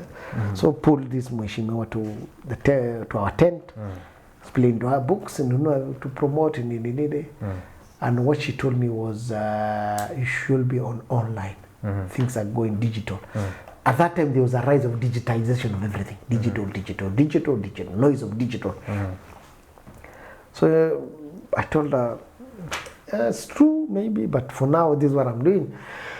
So I don't know. So when I was doing market research now, back to a question, I came across an article, I can't remember who wrote it, when it was talking about how books will be put into like phone, put into something. So the feature will be now people reading ebooks and listening to ebooks. So, but I don't know where the Kindle was in the market. I can't remember. Maybe they were. I can't remember. So, and the people who were giving feedback were normal readers. So they were saying, we are in earlier stages, but I don't think so. But I still prefer physical book. I still prefer physical book. The smell of books. Yeah, smell of book, physical book. So that encouraged me kidogo. But I also had that fear of how will I survive in the market a couple of years to come. But many of the people who are giving feedback to that article were saying that still they prefer, the general readers still prefer physical books. So that now made me now encouraged me actually. Yeah. But now when I was coming across this article, I've already made my mind that I will open an online store at that time. But when I came across that article, I don't know which quarter of the month that was. It was the first week, the second one, the last week. So when I already made my decision that I will build a website, so that's when I came across that link. Was I sent or was I doing something on it? I don't know. But I came across that article in December 2015. So, and part of that, I think, article, the lady was saying that still, so she predicted that by 2020, you know, the ebook business might, 2025, 2020 might, you know, surpass the physical book. So nikiwa na hiyo 50-50, I was, you know, said, and since already I've agreed, I said a contract with a company that was doing a website for me. I said, let me just give it a shot and see if maybe a few years time, if things don't work, maybe I can morph it to something else. I convert the website to another thing. So now fast forward to that lady, she told me that, and she told me everything is digital nowadays, smartphones, all, even music nowadays. Tumetoka wakati ya kaseti, nowadays everything is just a thing. So the music part is slightly different from that, because if you look at the journey of the music is not reading, music is listening to. Yeah. So you can easily convert, digitize that space. But now reading takes time. Yeah. You can digitize it, but it takes time. So unless all books becomes audible. Yeah. And even that is so different from reading. From reading, yeah. Yeah. So those are now some of the challenges along the way. And most avid readers at that time, even now still, avid readers still prefer physical books. Yeah. So fast forward to, was it 2020 or 2021, I came across article that saying Amazon, which was an online store, opening more physical stores. Yeah. More physical stores. Yeah. And now that gave me now the momentum now to you know get. But in the earlier years, except that what I wasn't looking for digitization of the books. What I was looking was selling books online. How can I support, you know, readers who are within and outside Kenya, no, outside Nairobi? How can I help them? Because a reader in Nakuru, or a reader in Kisumu, or a reader in Muranga or Mombasa would love to have the same books that are available in Nairobi, or access those books. And the only way they can access is if that book is available to them online, they buy it and the next day they get it. So that is how I was looking at. I wasn't looking at Nairobi only, because yes, a big chunk of the sales of books, the whole of Kenya, especially general books, comes from Nairobi and Kiambu. So, and which is just Nairobi, Kiambu and Nairobi is just one. Yeah. So because of that, most bookshops were here. So most people are having multiple branches within Nairobi instead of now getting outside Nairobi. So now that online now was now helping. One of my earlier customers is from Nakuru. Up to date is my customer. And my first year, 2016, my first customer wangu wa kwanza outside Nairobi, anaita Peter, still comes to me to the shop sometimes akiwa Nairobi. It's from Nakuru. And I still remember the first book he bought from me. Nimempatia hapa karibu na stage ya Koja, no, karibu na Jivanji. Nimemletea kwa Jivanji. Nikachukua kutoka store, nikamletea kwa Jivanji. Tukakutana hapo. And he's one of the customers who encouraged me to open a physical shop. So he was an old school guy. Must have a physical. So that's how, you know, online helped me. The online space helped me in accessing other markets. So this idea within Kenya, but other towns. So that is now how I was looking at things. So I was looking at beyond Nairobi. So physical limits you in that geographical area, but now online now transcends or breaks, geographical barriers. Yeah. Yeah. So you have 3,000 writers? No. Or is So it it's 4,000? 2,980. Let's say 3K. Those are Kenyans? African. So African. Kenya is around 2,500. So far we have 2,500 Kenyans and 500 African authors. Yeah, all right. So African authors means Africans who are within Africa and the ones outside Africa. All right. Yeah. So those are self-published authors. So the writers market, or whatever you call it, is growing pretty fast. Very fast. But what about the readers, the reading market? It's growing. In our earlier years, we used to serve very few customers. So every month we get, let's say, around 5 to 10% new customers. Ambaye tunapata new customers. So it's plus or minus. So it's growing. And the myth that was there earlier, I think, has been demystified, especially that Kenyans don't read or Africans don't read. I can't speak for other African countries, but Kenyans do read. I think what they liked was someone to was a place that reminds them about readership, a place that will fulfill whatever kind of book they want, and a place that will serve them. I think that's what they are looking for, a platform that will help them get back to the reading culture. Like every year we usually have a mantra or a theme. This year's theme is now read 5 books a month, 60 books a year. So you are pushing readers, both our avid readers or our clientele, and also other customers that at least, or new customers or new readers, to try to read maybe 5 books a month if they can. If not, then they try 1 to maybe to 2 books every month, so that at least we get a good pool of readers in Kenya. When it comes to readership, I think especially English-speaking countries, we are number 3 after Nigeria and South Africa. But still, to coaching, we don't have a critical number. I'm looking at a year, or maybe I don't know when we'll get a critical number of readers. I'm talking of maybe 100 to 1 million readers every month. So that will lead now to more authors to write books. That will lead now to more authors getting good returns from their writings. True. So sooner or later we're going to see maybe someone cash getting 500,000, 1 million every month from just books. Are books mainstream now? Not yet. Which one? Books, are they mainstream right now? Mainstream. Or not yet? You know how we say books are niche, like they are, not a lot of people are interested. Yes, it's still. Music is mainstream. Everybody knows.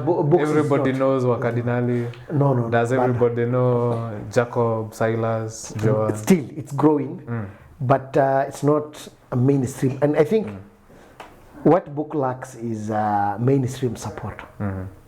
Yeah, authors lack mainstream. Is it the media? Especially media, so both conventional and non-conventional. Non-conventional, basically social media is that one is just, that is your effort. Yeah. But when it comes to the mainstream media, which is the old media, they're not promoting authors for free. Because it comes with a cost. Because I expect that maybe Citizen should have a program for authors. Maybe NTV, KTN should have a program for authorship. They will be running either weekly or only daily. KBC has. Yeah, the one that has. But now other, I think, platforms should have it. So if it's duplicated across other media houses, that now will activate readership in other parts, because each media has its own unique listeners. So the biggest, I think, now media is now Citizen, that controls a good number of listeners or viewership. So if they were to start a program for readers. For example, now if you release a book, they can invite you in the morning, or maybe in the evening, and then showcase that. Once there's JKL Live, they can at least mention the top 10 books that were released for the last 4 or 5 days. That now will help now the readership to increase, the book sales increase. But are they willing to do it for free? Have they been calling you for interviews? No, they've never called me, but they have done. Special Nation did a lot of articles about Nuria, and that helped us. But now I wanted around authorship and everything, and literacy in general, because I think mainstream medias have a bigger reach, both radio and TV. Wakona reach kubwa sana. So if they were to do both, that will have helped a lot of authors.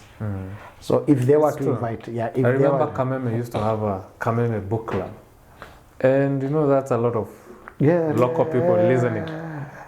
It's still there. I don't know. This was years back. I used to listen to it, like 2014 there. No, they no. They need to do that. They need to. Maybe I will try and reach out to them, some of them, and see if they can have. But now we need multiple media houses to support. So Nation do book reviews every weekend, but is that enough? Is it enough? Because remember, if they were to do both digital and do both the print, ingesaidia. But if you only do the print, so now you are serving traditional readers. You are not serving new readers, because the new readers are more online. So I think we don't have harmonized or an big reach media houses that can promote Kenyan or African books. You know, another thing that we should mention is I'm going to come back to this again. You said Nuria, the existence of Nuria helped birth a new market. Yes. And new market, you know, with capital coming in from others. Yes. But that money and the money they're getting back, you can see it circulating in the market, and it's coming to many people's pockets, not just others. There is editors. So there are people now who are earning from editing, because there are a lot of writers publishing. So there are people now who are just editors. There is printers. So my printer, I remember when we first started working with him, which was 2021, I remember I think we were the first to work with him. Self-published. So the other day I went to see him. I was going to, there was something I was going to take there for work. Then when I went there, I saw I saw Jacob's book, the new one, the blueprint. So this was before he released it. I saw it there. Then I asked him, "Oh, Jacob is here." He told me, "Yeah, he's been here for 2 years." Then he told me, "Who else?" He told me, "Oh, there's who and who and who." A lot of writers. So I was like, oh, because in those years, when a writer will ask me for a recommendation, I'll give them the number of that guy. So apparently in that process, he has gotten a lot of a lot of customers who are writers. And now these are actually your best-selling writers who are printing with him. That he even brought, I think, a digital printer or a certain printer to print for us. Because the self-published writers also do a lot of print on demand. So he needs a different kind of printer than the one he was using for. So, so a lot of money is circulating, and a lot of people are making that money. That's true. That's very true. And I still also refer, first-time authors to many printers, because I have 3 or 4 of them. I have ghostwriters' numbers. I've referred them to businesses, many businesses. I have editors. I give their numbers, especially those who told me that they're an editor and they want to edit books. I give them the numbers. So in each area, editors who do fiction, the editors who do everything. And also, you don't forget the people who do the cover design. Yes. Illustrations. Illustrators, yes. Book designers and illustrators. What do you call it? The page layout. Yes, the layout, yeah. So there are many. So, and I think that's what I'm saying. If we get the backings of the mainstream media, we can easily sell thousands and thousands, if not millions of copies. I met Kibe a couple of weeks ago. He came to the shop. It was a month or so ago. And we also had a space with him 2 weeks ago. His target, he told me his target in 1 million copies to sell. So far, I think Nuria tumemuzia nafikiri maybe 500 copies. 500,000? No, 500 pieces. Oh, okay. You see? So now, on his end, maybe ameuza 2,000, 3,000. But his target is to reach 1 million copies, and which is possible. And how is he doing that? He's doing a media tour, county tour, while going with his books. So he keeps on doing every month a print run. And he's been going to every podcast. Yes, every podcast with his book and everything. So he's typically pushing for his book by himself. Using with podcasts, using his channel and everything. And that is also now working for him. But now if, and which is very hard, they can't do that, Citizen were to host him to discuss his book, about his idea, why he wrote the book, the reasons behind it, and talk about his book, that will immediately rise the sale of his books to thousands and thousands of copies, and should have helped me. But now, since the mainstream media, which has the ears of many Kenyans, they're not doing that. So hopefully, if we get that, then now the ripple effect will be huge. The snowball will be big. It will help many authors and many and lubricate the economy or the ecosystem of the book. So the ecosystem, like you have mentioned, all these editors, printers, book designs, what is it called? The people who do layout. Kenya National Library will get more money because they charge ISBN code 1,500 shilling. So more authors will be now buying barcode from them. So that means more revenue to the government. So that will have led to many, ripple effect and help the market. And I think most people don't look from that angle. But now the thing that we need to create is, we have created the value for authors. Now we have to create value for the readers. And the value for readers is, we haven't reached as many readers as possible across all bookshops. Bado hatujafika, because what we are serving if we are serving normal readers and few other readers that are joining, new readers that are joining, and which is kidogo sana. So that's why we need now the help of other players, especially mainstream players, to help us, both the radio and TV. If radio and TV were actively promoting books or talking or carrying 30 minutes per day to talk books, or even just do a phone call with you, tell us about your book and everything, that should have helped us. Because I usually tell people that the authors understand their products better than anyone else, and then articulate their book or their product well. So I don't know if maybe it never occurred to me that I will reach out to mainstream medias. I will try and maybe pitch that idea to them and see how I can collaborate and work with them. So it's something I think I will consider. What about investors? You said earlier that you reached out to investors when you started 2018, somewhere there. But what about now? Now that I don't think so if they still invest in my business because of... well, not necessarily in your business, but in books. Can't you see if Jacob Alieti is selling so many books? Yes. Or Andrew Kibe? Yeah.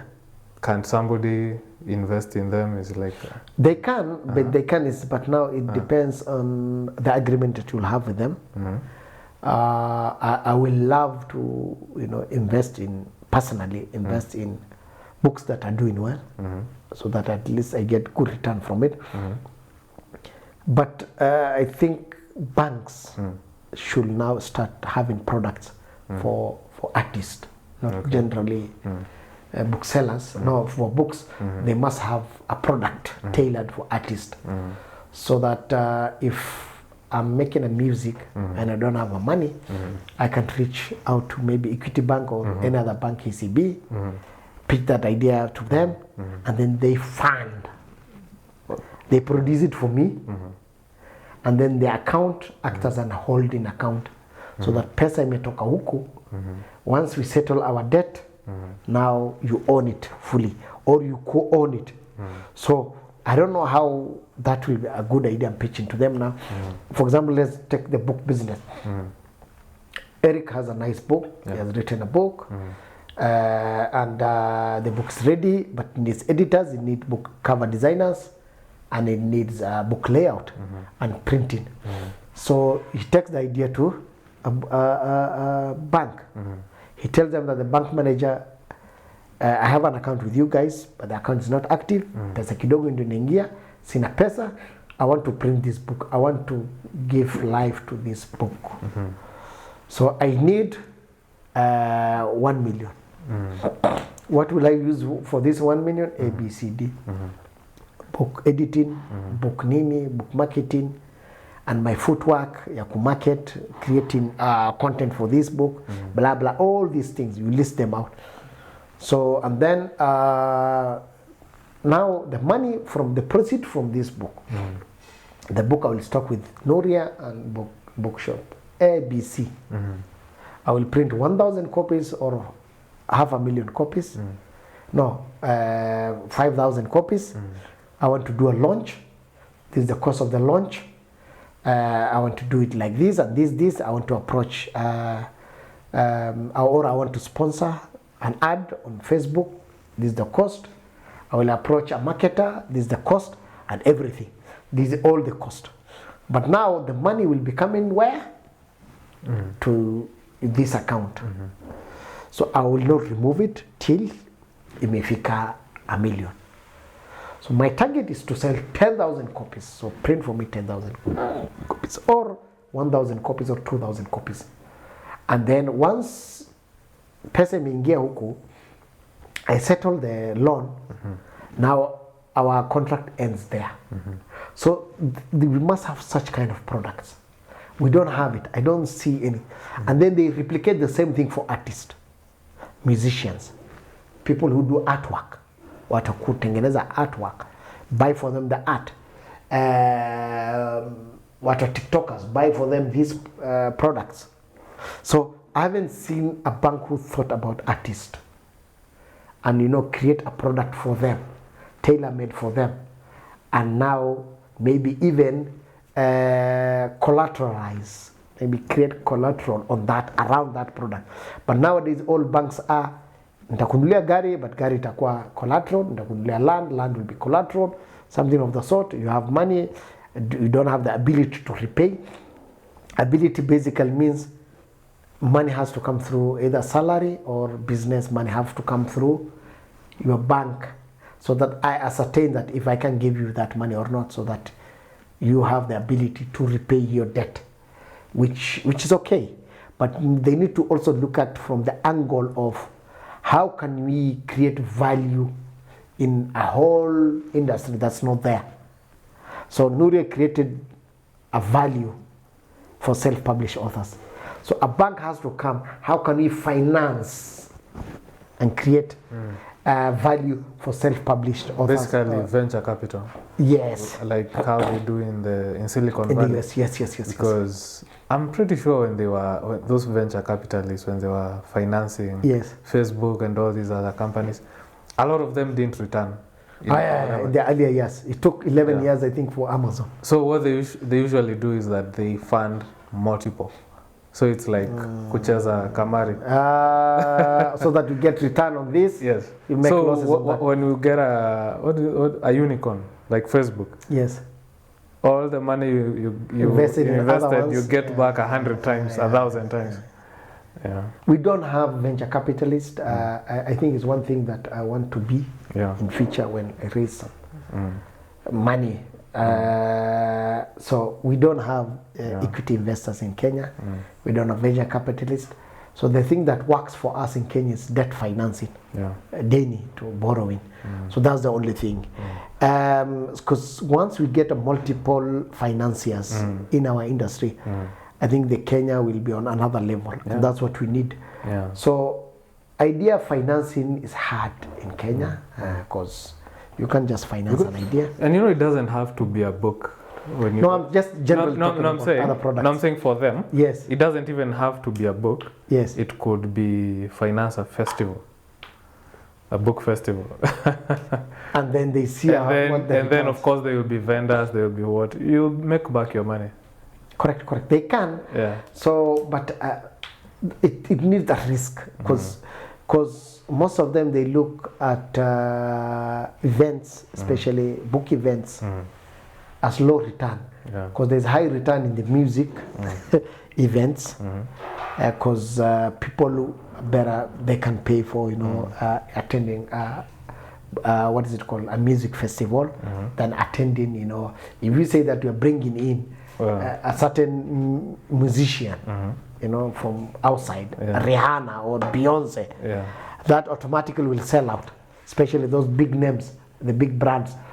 But the other ones, it becomes hard, and so nobody wants to throw away their money. In the spirit of banking the unbanked, targeting the untargeted. Yes, I think something that can be done would be there's like, let's say, books. There's a certain like middle class. That's where we are targeting the books. But if you target not the middle class but hapa chini, it will be nice. I don't know how they can do that. The same way I think it would be a matter of language. KCB has the Safari Rally thing, which they invest millions and millions of shilling. I think Equity runs with the foundation of what is it called, MasterCard, for scholarship. For the book business, I think we need to have those things. I think we need to fusion both book and music, and maybe another thing, I don't know what it will be. So we create one harmonized, festival that will have books, food, and music. They do that in India. So you find that there are book festivals, there are rappers, there are whatever. Yes. I actually saw an article recently.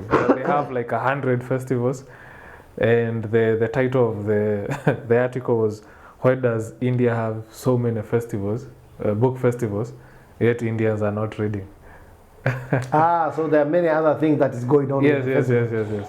So the idea is that somebody will hear something, somebody will buy a book. Yeah. So that will now act as booksellers coming as a vendors and promoting it, part of it. It's something I will consider. I will approach a couple of music festivals and ask them that if they can plug in a bookseller into their festival. I will see, and then support few African authors or Kenyan authors so that they attend, and then fuse it with spoken word artists. Wakuje pia, also them, they will be on the podium talking about their book. Or doing a spoken word on the I think it's something. So I will consider that. Another thing I wanted to ask you, what about will Nuria ever go public? Yes. So let's say me, I want to invest money. Yes. My 100K, but I don't want to give it to Safaricom. I want to give it to a company I believe in. It's possible. I don't know how to structure it. A couple of years ago, I discussed with one of my ex-banker colleague, and I told him that now Safaricom started ZD traders. Safaricom, I don't know how And I see a CMA as a gatekeepers and NCA, Nairobi National, what is it called, Nairobi Stock Exchange, the gatekeeping. We need to decentralize stock, what is it called, buying, to more traders. There are many businesses I want to invest in, but nataka kuwekela pesa kidogo. Because even us as small scale investors, especially in the stock, we have lost some money. Unawekelea KPLC ama Safaricom, there's some years imeenda chini, unavumilia for 2-3 years, now it's at 30, I think it's at 30 something.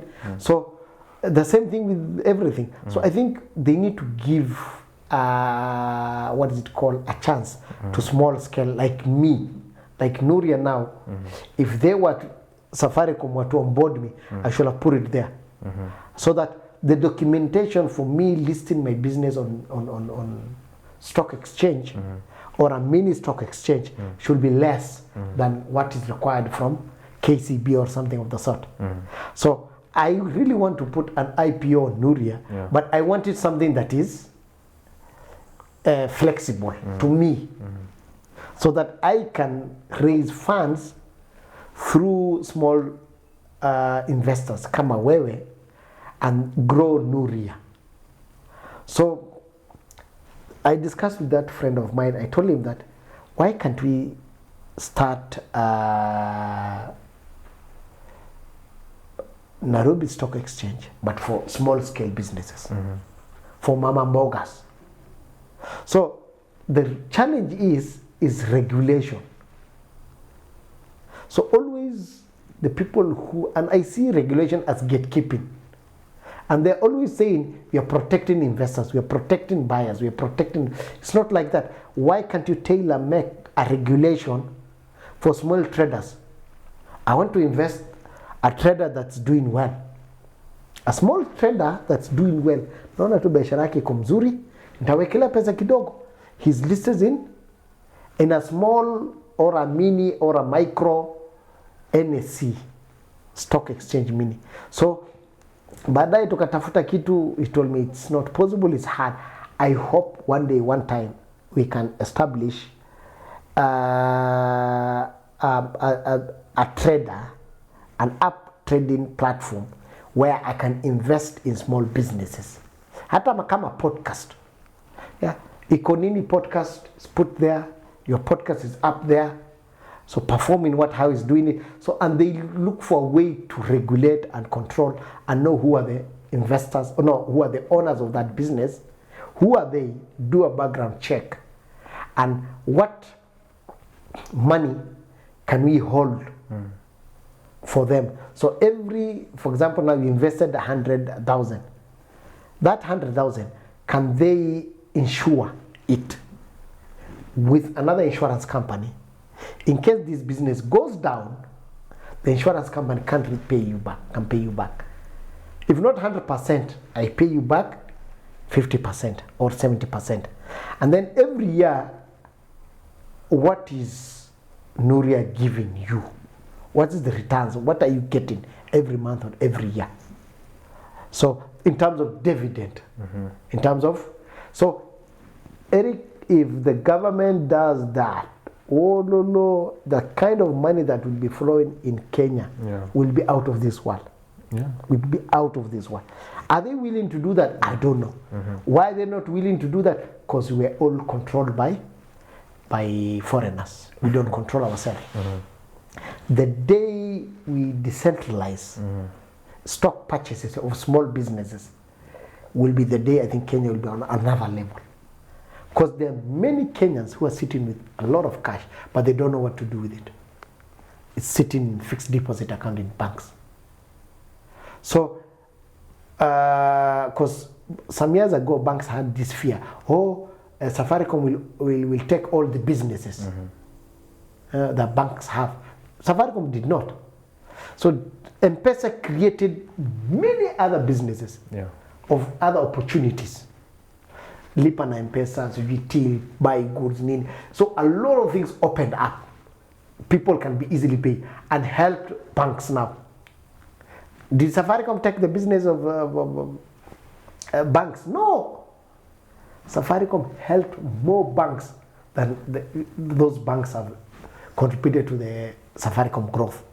Because now, where are we sending money to? It's going to direct to bank, mobile to bank, mobile to bank.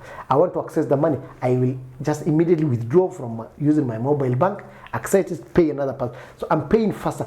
Money is moving faster than it was 5-10 years ago. Pesa ina move haraka. And that's what we need, even in stock exchange. How can we move money fast? How can I invest, let's say, an Airbnb in Mombasa? I want to invest in Airbnb. Physical, no, but through stock. Yeah, through stock. I will just invest in stock. I don't care who those guys are. Do the background check. Let them in. Hold part of their money. So if Eric invests 100,000, release in bits that money to Nuria and hold that as a security, as an insurance. So give 50% Nuria, 50% hold it, and now Eric owns 1.1% of Nuria. How Nuria performs, now Nuria will release that money. At the end of the year, Eric, invest 100K in Nuria. He owns 2% of Nuria, and is given dividends according to that contribution he has done. And at the end of year, either January or Feb or December, he will be credited. Eric, that will be a game changer. I discussed that with a colleague of mine of how we can create a mini stock exchange company. But it never worked because of the regulations and everything. If we do that, multiple Kenyans will invest easily in multiple business. Now the one for the Safaricom ZD now is only for the ones that are listed on NSE. Why can't we have an micro NSE for small businesses? And before I'm onboarded, I will submit my documentation. Before I'm onboarded, let NSE or CMA do a background check on me and ask for a small security. Badala useme later weka security ya 1 billion, just tell me weka security ya 100K. And every money that comes, any stock that is bought by any person, hold a certain percent and release the rest to me. So if today, let's say 10 million investors, worth of stock was bought from Nuria, release 5 million to me, hold 5 million as a security, and insure the 10 million. Look for an insurance company that will insure that, and insure that money, release half 50% to me, and that other 50% release it to me gradually as I invest, and monitor how I'm investing that money I've raised, and then graduate me slowly how I'm performing, how I'm doing well. And then on real-time basis, based on technology nowadays, monitor each individual's investors. So the more the demand ikienda juu, stock stock yangu ina appreciate. So if Eric wants to cash in part of his investment, let him do that. Especially the people who are doing trading. So that way, I think we can support small scale businesses and raise money. And then now tell me, based on how my stock is performing, you are now mature for IPO. Do it.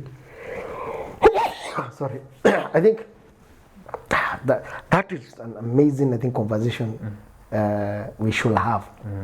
So around how can we think through, because Eric, everything was created by human beings. There's no limit to anything. We shouldn't be thinking on the fraud part, that these small businesses are not well known, watatoroka na biashara. So you can put a cap to business and say that, have you traded it for 5 years? Yes. Any business that has been doing it for 5 years, how they're performing it, how their accounts are, can now list. So tuanzie na hapa. The same way tuko na football. Kuna division 1, division 2, and Premier League. So we can have the same thing for businesses. Tier 1, tier 2, like that. The same way even banks have tiers. Kuna tier 1 by business, tier 1, kuna microfinance, kuna nini. We need to also have the same thing for stocks where I can buy. So I can easily, let's say, invest in an apartment. Kama hii estate sasa. So if they have one company, if they don't have one company, it's different. But now anything that is like Nuria now is company moja, unajua. So now someone can invest. Instead of me getting debt financing, so I can also get stock financing. Finance through stock. So that I open another branch in another area. Oh, wow. This is amazing, man. Kitu isijui nita approach aje. So. Yes, niambie. So your party imeisha? Yes. I think we've covered or you've covered everything. Yes. And tumepata a good picture of your story, pesa, yes, the market, and so on. So I had asked people if they can ask you some questions. So hapa we go through the questions. Yes, na junaona time imeenda sana. Time imeenda sana. Yes. We can maybe keep the answers short. Yes. So Mwendechalo is asking the gaps that exist in the industry. The gaps that exist, and what is your perspective on how to fill them? The gap that exists. Kwa industry ya vitabu. Amesema e.g. marketing. There's a huge gap in the book business, especially the self-published authors, and that is, I think we just discussed, is support. From mainstream media, especially, yes, Nation has review, the weekly review, and also they do book serialization. So if Citizen was to do the same thing, KBC they have a book cafe. If other media houses were to do the same thing, especially at least once a week on their prime time, especially not the print but now the TV, that should have helped. But the other thing that is needed or the equalizer is social media. Most authors don't promote or talk about their books. They do 1 or 2 videos and then they give up. They do 1 or 2 posts, they give up. Because most of the time, you can be lucky, ufanye video moja, it goes viral. But most of the time, marketing revolves around the owner of the product. So I tell all authors must have a social media account and build that account to many followers. So if you have 50,000, 20,000, 100,000 followers, there's high chances if you post or talk about your product or your book, you can sell. So that is it. So marketing is a personal initiative that comes from the author, 100%. So any product, let's take maziwa or mkate, let's say festive. So that mkate, they take it to all supermarkets and shops. But now, they go and do an advert on TV. They go put it on billboard, saying that we have this product. It's available in all these supermarkets. You can get it. So that, and they are on TV, they are on radios and everything. So that when you go to walk into that supermarket or shop, you will ask for that product because it has been marketed. So bookshops are like supermarkets. They just display the books there, so that when someone walks in, and most readers already know what they want. 90%, over 90% of a reader or any person who walks into a bookshop knows what they want. Ile Kenya wamekujia wanakujua. They will just tell you, I want this. And they have seen that marketing somewhere, either a blog or whatever it is. So marketing, 90% of the marketing squarely lies with the owner of the product or the author. Okay. And that has to be done religiously through social media.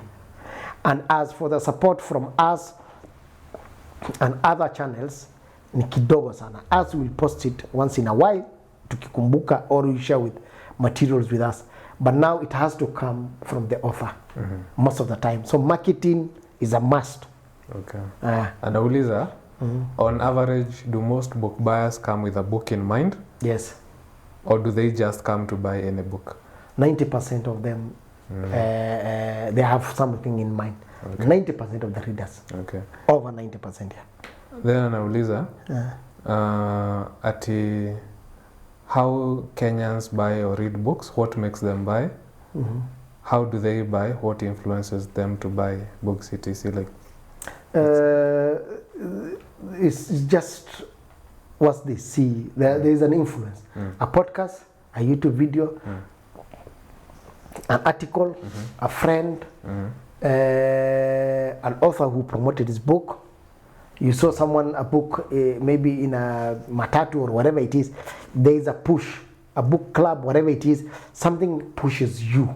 There's something you've noticed unique about Kenyan readers? Yes, and that is just push. There's a push from somewhere. Or a book that has Mushene stories or whatever it is. So there's a nudge. So there's hype. Somewhere. Yes. Now the book is serialized. Sometimes serialization of the book on newspaper, unaiona, or someone is interviewed by Jeff or someone else in a TV, and that person talks about that book. So there's a nudge. It comes from somewhere. Someone push it. Or you saw a book launch, or you come through just saw it on social media. So there's something. You can't just blindly buy a book. Akuna. There's no blind purchase. Yeah, either you saw someone promoting a book that goes for cheap. Nasema, oh, I'm selling this book at this price. Umaiona, pengine hujapata hiyo kitabu, and then you go and look for that book in a bookshop and get it. Okay. So it has to come from somewhere. Okay. Cherry Nyanchera is asking asking about the challenge of acquiring African literature. Challenges? Of acquiring African literature. What do you mean? Nimuuliza, do you mean as a bookseller or as a reader? Yeah. Both as a bookseller. Acquiring is easy because most, especially outside Kenya, they go through a publisher, and as we get it from the publisher. So most publishers are based in the UK and the US. So we get directly from those publishers here. So acquiring even African books. Yes. They are based in US and UK. Yes, and or South Africa or Nigeria. Okay. So most of them. So this is Akina Chimamanda. This. Yes. Okay. So most of the books, it's not easy to get unless it's self-published, and that person is maybe in Nigeria or South Africa, maybe. And the logistics part, the problem we have with such individuals is logistics pekake. So it's way easier to get African books from US, UK and US. UK. Yes. It's easier to get a Ugandan book from US, UK. Easy. It's easier to get from Uganda, but I mean from West Africa. Okay. West Africa is hard to get books from. North Africa. Are you getting a lot of books from our neighbors, Uganda, Tanzania, South Sudan? That's easy. You're getting exactly. them. There's some publishers from Uganda and Tanzania, and even Rwanda. So those ones will send it via bus. What do they tell you about the market there compared to here? Of course, Kenya is way ahead. It's way ahead. People are reading. Yeah. I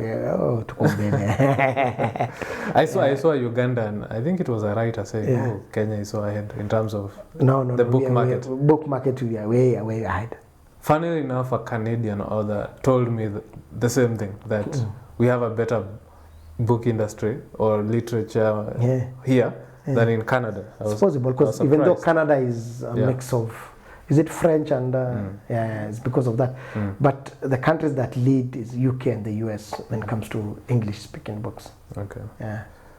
Then Ouma Nyangata anauliza, ask him about the future of traditional publishing and whether he'd advise a new author to choose traditional or self-publishing. That's tricky. The future is still there for traditional publishers, but now they're leaning. Equal set book. Yes, they're leaning towards school books. Yes. Unless your book is a set book, I want to advise you to go with traditional publishers, because the thing is, you will not have control over your book, and you don't know how many you're making from that book. But self-published authors have control over their book. Yeah. So unless your book will be adapted as a set book, I won't advise authors self-publish. First-time author. But if you have 10 books, you can maybe spread. You give 1 or 2 to mainstream publishers, and you remain with 6, 7, 8. So you can mix. I've seen authors who have done that. Kenyan has done that. Charles Chanchori has done that. Collins Sakwa has some books with the mainstream publishers. Some are his. So you can do that. You can mix them. Maybe you give 2 or 3 to mainstream publishers, and then maybe the rest you control them and test it and see it and compare it. All right. Then anauliza, ask him if Kenyans love stories or big names. No, Kenyans love Mushene. We are writing a book. What about that question in Yemauliza? Is big it name. Stories or big names? Is it the story watu wanapenda hii kitabu tunasikia iko na hadithi mzuri, or the writer is famous? Both, but now famous is when you are getting the backing of the mainstream media. For example, now it was Linjiru, his book was propelled by serialization, meeting Jeff Koinange, Martha Karua, Adan Duale, all of them, they went to Jeff Koinange, and that propelled the sales of the book. But the ones that levels everything is the juicy thing in that book and how you market it. So Kenyans love Mushene. If you write a book about Mushene... What is Mushene? Mushene is just gossip. Gossip, okay. Gossip, yeah. So Kenyans love stories around gossip, confessions of so-and-so, Nini diary of this, blah, blah. So anything that's juicy and nice, they love it. So they love it. You can fictionalize it, whatever it is, romantic stories, but now you have to market it as well. But the ones that are doing well are fictional books, novel books, that are based on maybe true story or semi-stories, and you just massage it well, present it to them, and then market it. Because your book becomes a wildfire when readers talk about your book. All right. So anauliza, ask him if buyers ever get influenced by quality of books, aesthetics, or stories when settling on a book to buy. Yes, there are some who are influenced by the appearance of the book, but most of them are influenced by social media or media. Majority. Most people probably don't even know what you No. Yeah. Most of them they don't. Most of them are influenced by someone else. Majority, either an influencer, a book influencer, or you saw it social media, someone talking about it, or a good orator talking about that book, or you saw it on paper or somewhere. Influence always comes from media. Of course, the brand name matters. Like now, Bikozulu maybe has written 1 book, 2 books because of the articles he's been writing. His name sells. That's still media. Like exactly. It's not media right now, it's media. Yes. He created his influence in media. Yes, that helped him now. I can release Kitabu. Even Kibe, the thing, media helped him huge, big time. He was in media. Yes. He's a big name on social media. Yeah, that helped him. So media contributes a lot around that. Whether you did Kitambo or Sahi. Even Joan was in the media. Yes, even Joan. So Aliet also created a huge following on Facebook. Silas did huge following on Facebook. Sarah Halua, the same thing. So all of them, even anaitwa Elizabeth, anaitwa Till Death Doeth Part. Diana Musoba. So the same thing. So all of them, social media helped them a lot. And there are a lot of followers outside Kenya who are seeing that Joan is selling her books well also in Uganda. Yes, yeah. So there are many readers from there. So that helps a lot. So within and outside Kenya. Okay. So Nyamburanganga is asking, has Bulle considered doing a campaign with the SGR and some matatu circles for people to read, changing the culture by putting the books in people's way? Oh, that's a good idea. It's a good idea. Message. So 2017, I put some stickers and posters in SGR ile ya before SGR hii ingine. Yeah, sio Kimau tu hapa. 2 years ago, I approached SGR. They gave me a contract so that I display the books at their terminus in Nairobi. We couldn't agree on the place. Wameniruka. They gave me a space. Later on, wakaniambia your space not available. They gave me another place ambaye chini, and I said no. And they wanted me to pay around 350 Gs as a deposit. So hizo zote nikasema no to them. And I wrote to them again if I can avail the books on inaitwa nini, on the wagons. Wakaniambia kuna space ya kuweka. So it's the alley, and then so story mingi wamenipigia wanaacha. I also talked to I wrote to I don't know, airline, but haukuwa wamekubali. So I wanted, to display some books at their first class, but it didn't work as well. But later on they told me, what are the economics behind it? How will it work? So how will you package it? So hatuka tumeagree, nikaacha. So the SGR again, I will visit them back again. But what about this one ya matatu? Does that make good sense? Matatu nilikuwa napenanga free inaitwa nini? Bookmarks, the money. Yeah. And my earlier years, I used to do it by myself. There's a day I looked for the contact of Super Metro. Wakati walikuwa na vuma. Got even a contact from Super Metro. Wakaona it's a hassle. The hassle means who will monitor the books, how will it work? The main thinking is pesa ya kushuka kutoa nini. Will I give books for free? At the each inaitwa nini, each shuttle ndapeana free. Who will monitor the books? Who will look at them? What if mtu ashuka na kitabu and now kitabu? So they asked me a lot of questions which I didn't had. Alafu pia Wakenya wako na hii this thought of reading in matatus is showing off. Is showing off, which is still there. So kulikuwa na mavitu mingi. So and they're structured well, but now the question they asked me was utaweka wapi na mtu akishuka nani atangalia, kitabu kipotea nani atangalia, is it for sale? And if it's a sale, inaenda kwa till gani, inaenda kwa nini? So they saw it's a bit hassle for them. So they told me to think about it.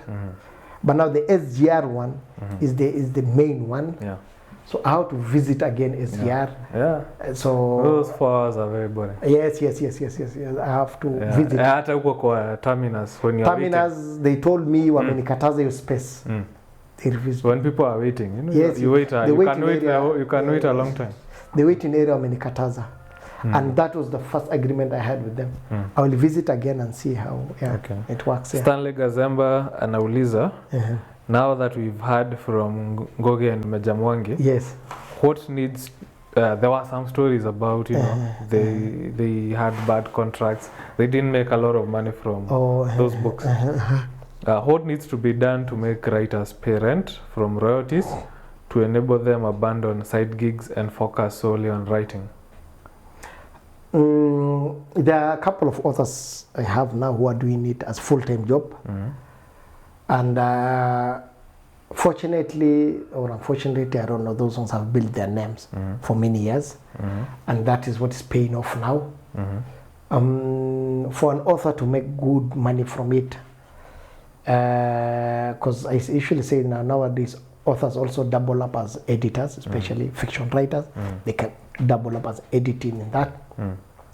So what we need, the biggest support we need now is from mainstream media. so that every book that is launched or that is released, they give some kind of airtime for free. So that's the only way we can, you know, create reading culture or give publicity to that book. Because selling books is not easy in Kenya, it's tough. And that, us as booksellers, only marketing it won't help. So that's why it needs also the author to religiously market it and position it themselves very well, day in, day out. I know of many, more than 10 authors who are just writing nowadays, who are making good living from just writing peke yake. Maybe make 50, 100, 200K per month, between 50 to 200 Gs every month. So those are authors who wamejituma and wana market, and they have more than 1 or 2 books. Most of them, they have 5 na kwenda juu. So the only way an author can make good living from that is have multiple books, market them, and then be active on social media. Now venye zai TikTokers wana create content, Gen Zs are creating content kama nonsense. So an author must do the same thing. Create content, get followers, and then now they will buy from you. So you must have a critical number of followers before you get good sales. The same with tipping point. You must have 1,000, 2,000 religious listeners and followers. So for you to get that. For social media nowadays, it must be 100,000, 50,000, 200,000, 300,000 critical followers, crucial followers. And now you can convert into sales now. So nowadays, even following a 10, 20 ikusaidie, you must have good number of followers ikusaidie. So Stanley, what he needs to do is, he has 3, 4 books, I think so. He need to talk about those books religiously. Sometimes you can talk to them indirectly. Do a whole post of the current affairs, link it with your book. And then write on, hii story iko wapi, and then people will buy from you. So first you have to create, Kenyans before they buy you, they must buy your product, they must buy you as an individual. So before they buy from a brand, they must have seen that brand for many days, many years, and So by the time they're buying your book, they're buying, like now, people who buy Aliet's books or Joanne or Biko, they associate with the brand first, and then they buy. Hata kitabu hata ikidisappoint, they've already bought it. Some will say, didn't like, some will like it, some will say, I liked your first book, I didn't like your second book, I like your third book. I've seen people who say that. I've written 6 books, nimesoma vitabu zake zote, lakini kuna moja imeni disappoint. Not international, local peke yake, international. I've seen people who say, you, Elif Shafak, I liked her book of 1, 2, 3, 4, but he, sija like her latest book. And that is common throughout. So write many books, market them religiously, never give up, and then now I think it will pay itself.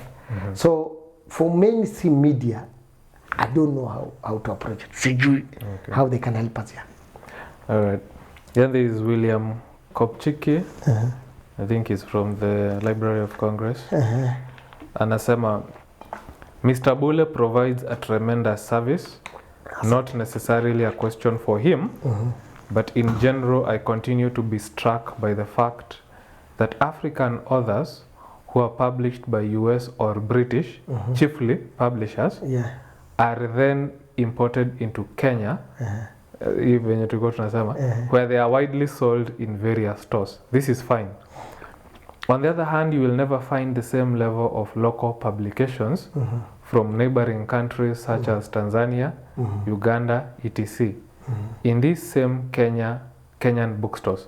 Noting, of course, that Nuria may have some publications from Tanzania, but definitely not as much as what could be available. Yes. Is it simply that these Western publishers have more distribution leverage than publishers in neighboring countries? Or is it the market? It's distribution. It's not only the market, it's distribution. And also what we have been sold. For many years, both music, both movies and books, the pushback has been coming from that side. Anything they promote, anything they show us, we take it as something good. So anything created in Africa, pushed by Africans, wanaiona ni kama substandard, it's not good. But anything that is promoted by non-Africans is always taken as something credible, something good. That is now the notion that was created. So that is now the thing that I'm trying to fight, I'm trying to push. So the only way as Africans we can push is we need to push back. To promote our books is we have to push back. We have to say that, like now Nollywood, the reason Nollywood is respected is everything's localized, everything is consumed locally, appreciated globally now. So even us, our content must be localized, consumed locally. Now the global players will now appreciate. That's what they did on in their place. Localize it, consume it local, push it to international. So now Zizi Sasa, we accepted it. That's why we see everything done by Wazungus, everything we appreciate it. Their movies, their action movies, Chuck Norris, Sylvester Stallone, all these, Jackie Chan. So they're the ones who promoted Jackie Chan by the Western countries. They're the ones who put him in the pedestal promotion. That's even what Chinese land, Japanese land, Koreans land. That's the music and everything is appreciated. The Spanish even land it. The K-pop. Yes. Now in Kenya, that's what is needed. We should have promoted Ogopa DJs, Caliph Records, Nini, put them up. Again, it comes back to the media. Yes. You remember, we have this whole conversation of not Kenyan playing. media not playing Kenyan music. 100%. Playing Tanzanian music. Yes. So because now we are now consumed with Tanzanian music instead of Kenyan music. You get? So that is what it is. Anything that you give attention grows. If you go to Tanzania, those people, they know Jua Kali, Nameless. They know those Kenyan musicians, Wazamani. Yes. They don't know the ones current one, today. Yeah. And why? Do you know what happened to our music as well? We started copying other people. Before Ogoba DJs and Caliph Records and the rest, ilikuwa local, ilikuwa shengi yetu, ilikuwa nini. Now these guys are returning it. Urban tone. Yes, kidogo. Gengeton. Yes, gengeton, they are returning it. So it's local. That's why South African music are appreciated. Tanzania, Ugandan, no, what is it called? Tanzanians, Ugandans even to some extent, and Nigerians. Why? Is their accent, is their nini, it's localized. So international will be loving those things. Even us now. I've been wondering if we should do that with books as well. It is. We can do it, but now it needs a lot of marketing and we need a lot of noise around it. Yeah. So noise, I mean, all authors talk about the book. Kenyan readers talk about Kenyan books. What is it called? Media houses talk about it. If mainstream medias were to have a program for Kenyan books, now that will help us. Because I can only reach limited audience on social media. But mainstream medias have still good reach through both, because every night 10 million, 15 million or 20 million Kenyans are on TV. Both saa moja and saa tatu. What if they were at least every week they talk about that? Look at also what our TVs show. Wanaonyesha soap opera. Inaitwa nini zima, the Spanish, those movies up to date. Telenova nini up to date, they're showing it. Instead of now creating your book now, convert it into a series sponsored by Viusasa of Citizen. So even our books need to be adapted into movies and series, so that at least people will start appreciating it Actually, books. actually, the film industry needs to develop as well, because films and books. Yeah, go They hand work. in hand, Yes. hand in hand together. But also the films, I think they need to now stop gatekeeping and decentralize The it. problem with Filmmaking. Kenyan films Uh-huh. is they haven't figured out distribution. Still they can, but now there are many gatekeepers. I was asking them Yeah. if they can also come and sell some DVDs at Nuria. They can if they want. Yeah, but now, because the Kenyan films are being released, but where can we see them? But now the problem is with DVDs, people still prefer online streaming, like Netflix and Nini and Showmax. I've asked a movie producer, anaitwa Eugene. I think you know him. Sijui kama unajua. He makes movies in production. He's into production. He told me the biggest cost is Eugene Bogo? yes. Okay. The cost of setup. Yeah. Yeah. I told him, why don't you have an equivalent of Showmax and Netflix? He told me the cost of setup is out of this world, and there's no Kenyan who wants to invest in that. And that is now the infrastructure I was talking about. So no, the cost is huge, and nobody wants to take that. Because by the time you break even, it will take 10, 15 years. Yeah. So he asked me, who is willing to do that? Which investor wants to do that? And they know that. Netflix knows that, Showmax knows that. So the cost of running, because you must create your own series, you must create your own movies. There's millions and millions of shillings to run a production, movie moja, series moja. And then now you start selling those videos and everything.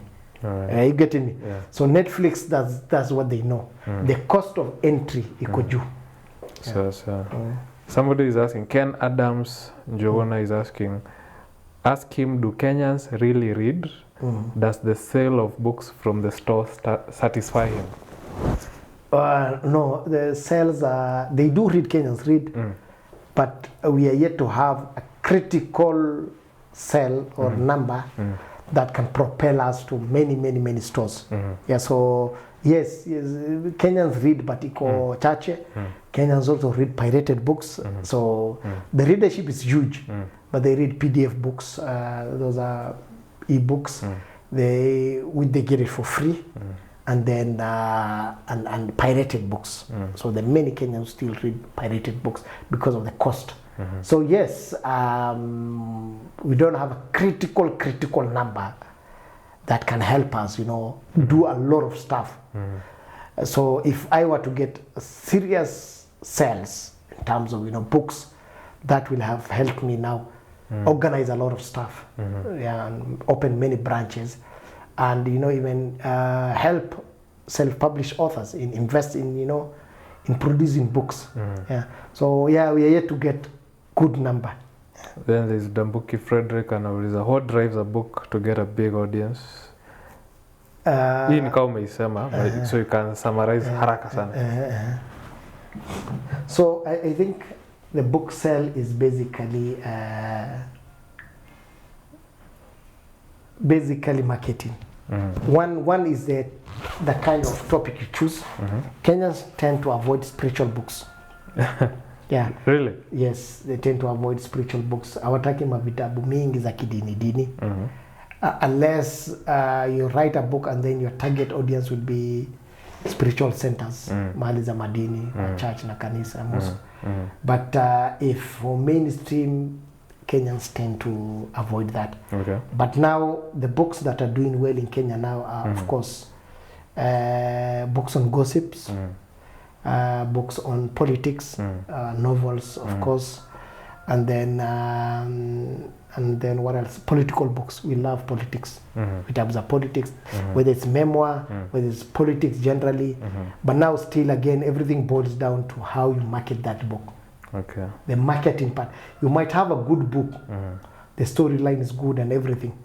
If the book is not marketed religiously, or the book is not talked about it more often, ni ngumu kuuza that book. So you need a critical number of readers. Let's say 500 or 1,000 readers. Kifika. Those 1,000 readers now will help you now reach another 1,000 or 2,000 readers. That's what I've realized with the Keybase's book. initially Kibe books, people were not taking it seriously. When a lot of readers bought it and now started talking about the book and posting it on social media, kitabu imeanza kuuzika sasa. And he has now took advantage of that and started doing a media tour or podcast tour, visited several podcasts talking about his book, talking about a chapter in the book, what interested him, which commandment he liked the most. Been asked a lot of questions. Sasa kitabu imeanza kujiuza. So that is now the style of selling books. And also give few copies to book reviewers so that they talk about your book for free. Yeah. So books, before you get critical sell from it, you must market it religiously. Okay. So final ni Morris Oginga. He's saying there's a post on TikTok where he categorized readers in terms of ethnic groups. Most readers in their list, yes, Luo and Kikuyus. Yes. And difficult community to deal with was Somali. Ask him about that list. Yes, it's true. Based on our experience and based on also the books I stock, the two communities that read the most and write the most are the Luos and Kikuyus. Is this now like data which you have recorded? Yes. Because how do you know the tribe of somebody? The name. Okay. The name. And the area of purchase. Okay. But the name mainly. Yeah. Majority of them are from Nairobi. But you do you like, so do you quantify that? Yeah, I have that. Now it's like, no, I just do a random. You feel, you know? No, I don't feel, but I use. I don't use the entire data, but part of the data, receive it, sample. So, and also the kind of books we stock. Okay. So communities who read is easiest by the name. Second, and the data and online purchases. The second thing that determines that is the books that were written, which community has written the most. So Ungugis and Bethel Gods are many. And if today you take, let's say you go to Nuria and just say Kenyan books, which equate to 50 books, you'll just see the readers, the names and names. This one you said about community hard to deal with. Was this human? No, it's true as well. Yeah. I don't know in other areas or in other industries. I've realized that when we are serving, whether online or phone and everything, it's easy to deal with a Luo man or a Luo woman, or even a Muzungu. It's easy to deal with them because they will easily tell you, is this book available? It's available. I can sell it to you. What's the price? This is the price. Deliver it to you. So when you start and working with a Somali or an Indian, they will first disturb you with the price. They will ask you how is the book is, everything. There are myriads of questions and questions they will ask you before they buy. There are those who will buy directly. These people who've come to the shop or on the phone? Phone and shop. Yeah. Yeah. So, and then many questions, and then and then the other thing that also observed is sometimes reaching them. Yeah. So you have processed an order, you given to the rider, delivering to them, simu mara haingii, they don't pick the call if they don't know who it is, and you've told them you are dispatching the book, and then sometimes they will tell you, wait for me. They might even cancel it. But now you see with the other communities, very high, it's easy. If they don't want that book or they've ordered it, they will send you an email and say it's by mistake, cancel my order. But this was someone that you reach out to them, it's okay, you may release. And it's not one or two, it becomes several. Sometimes hawashiki simu sijua umeweka wapi. So those are some of the, I think, feedback we get from riders and also from our own experience. That's what we have gotten. And some can even negotiate a book so low. Unamwambia kitabu 1K anakuambia unizie 500. Ukimwambia hapana huwezi enda below 900 or below 1000, they get angry or wanaacha. They just leave their order because they think that we are overpriced at everything. You must negotiate down kabisa. So they think, books are not other products. At kitu ni 50K, unizie 45K or 40K. So for books, it's very hard or to go low. Sana. You can't go low because the margins are so slim. So also on the negotiations of the product sometimes becomes tough with them as well. So Maurice Oginga, same literature, he's also a literature guru, a book influencer. He's asking, ask whether book influencers are having impact when it comes to the sales of the books. Yes, they are. Book influencers have huge influence now, currently. Other than him, who are the other book influencers? I only know him and Professor Tom Odhiambo, but he reviews it on Nation. But there are also other influencers, just normal influencers who influence other products. If they talk about a book that can drive sales, Gabriel Oguda is also, when he posts on social media, actually any person who has good following, if they post or review of a book, that book sells nowadays. And depending on the following, number of following you have, the kind of post you do, the kind of message. There's one guy who talked about he does influence for other things, cars and everything. He once talked about a book on the Luo, the art of dating a Luo man. Just he got a book and then just mentioned it. And then that we got a lot of sales from that. And that guy never influenced a book. So there's some non-book influencers who also works for them.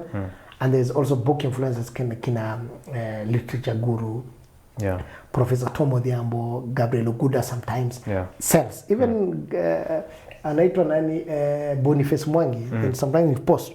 So there's some Kenyans who have good following. If they talk about the book, it sells in a user to So you get this guy at State House to have Ruto. to influence a book. I don't know. I want to meet him actually. I've seen him creating a lot of content lately. No, he's a good content creator. So I would love to meet him. President Ruto, I want to meet him to discuss about Museum of African Books.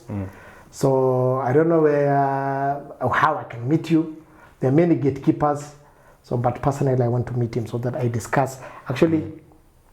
But you are stalking ministers in your... No, the gatekeepers. That's like 2 degrees. Yes. That's actually 1 degree of separation. But most of them, they don't want to take me to him. That's why I usually talk about gatekeeping. I hate people who gatekeep. A few years ago, when Ababu was minister for what? Sports and youth and I wanted to meet him so that I discussed with him Talanta. So Talanta Plaza. Is it Plaza or what? The building. The one in Upper Hill. Oh, Maktabaku. No, Talanta. The Talanta has a building. And I wanted them to give me a space for offers to do book launches, book readings, any book event things. So I couldn't get hold of him. I got hold of his PA. PA akaanza kunizungusha, akaniambia, this one lies at with Kenya National Library. Go talk to the CEO of National Library, because I wanted to talk to the CS so that I sell the idea to him and sell it to them. So the reason why I want to meet most of these, especially the Minister of Education and Youth, is to discuss some of these book business thing, so that we help authors, because we need to have a free space, several free space where people can meet, discuss books for free, and also do book launches, and also do podcasts, whatever it is. A common space owned by government that's free for everyone. So the only people who are doing that is American space, the US Embassy, and the French Embassy, Alliance, and Goethe Institute of Germany. So even as even Kenya National Theatre is not, you have to pay. You have to pay. National Library, I think you have to pay. So we need to have many common space owned by government for free. For free to the youth. I want to launch a book. I'm given the space with a mic and in everything I do. So those are some of the things I wanted to discuss with those guys. But now, and I hate following up with government officials. Kufuata. Ni kama unaomba. I don't like such kind of things. So it's as if you are begging them. I'm not begging them. I'm giving them an idea that can help our society. Sasa hapo tuweke period hapo. Period. Kabisa. Yeah. Niambie sasa. That's it. Yes, so asante sana. This, I think anybody is going to watch this 2 hours plus interview. Yes. If they pay attention, they get some good, hopefully, information, whether it's writers, yes, readers, yeah, investors. Actually, I wanted us to talk about money and about the strategic, yes, God's eye view you have on the industry, on the market, and yes, so on. Yeah. Because we already talked with Bulle, with what's his name? Bennett. Yes. About selling. Yes. So that's why I didn't want to have that conversation because we already did it with him. Yes. So with you, I wanted us we talk about the things that only you can talk about, which is now about the market, the money, and so on. Yeah. So thank you so much for joining us today. Asante sana. So today we were here with Abdullahi Bulle. This was another episode of Conversations in Literature. Do not forget to subscribe to our channel, the Roaring Simba Network, on YouTube. My name is Eric Rogara. I was your host. You may also know me as Miyamoto Muswahili. This is our 3rd episode of 2026. More coming, more like this, more informative, more serious, and so on. Until next time.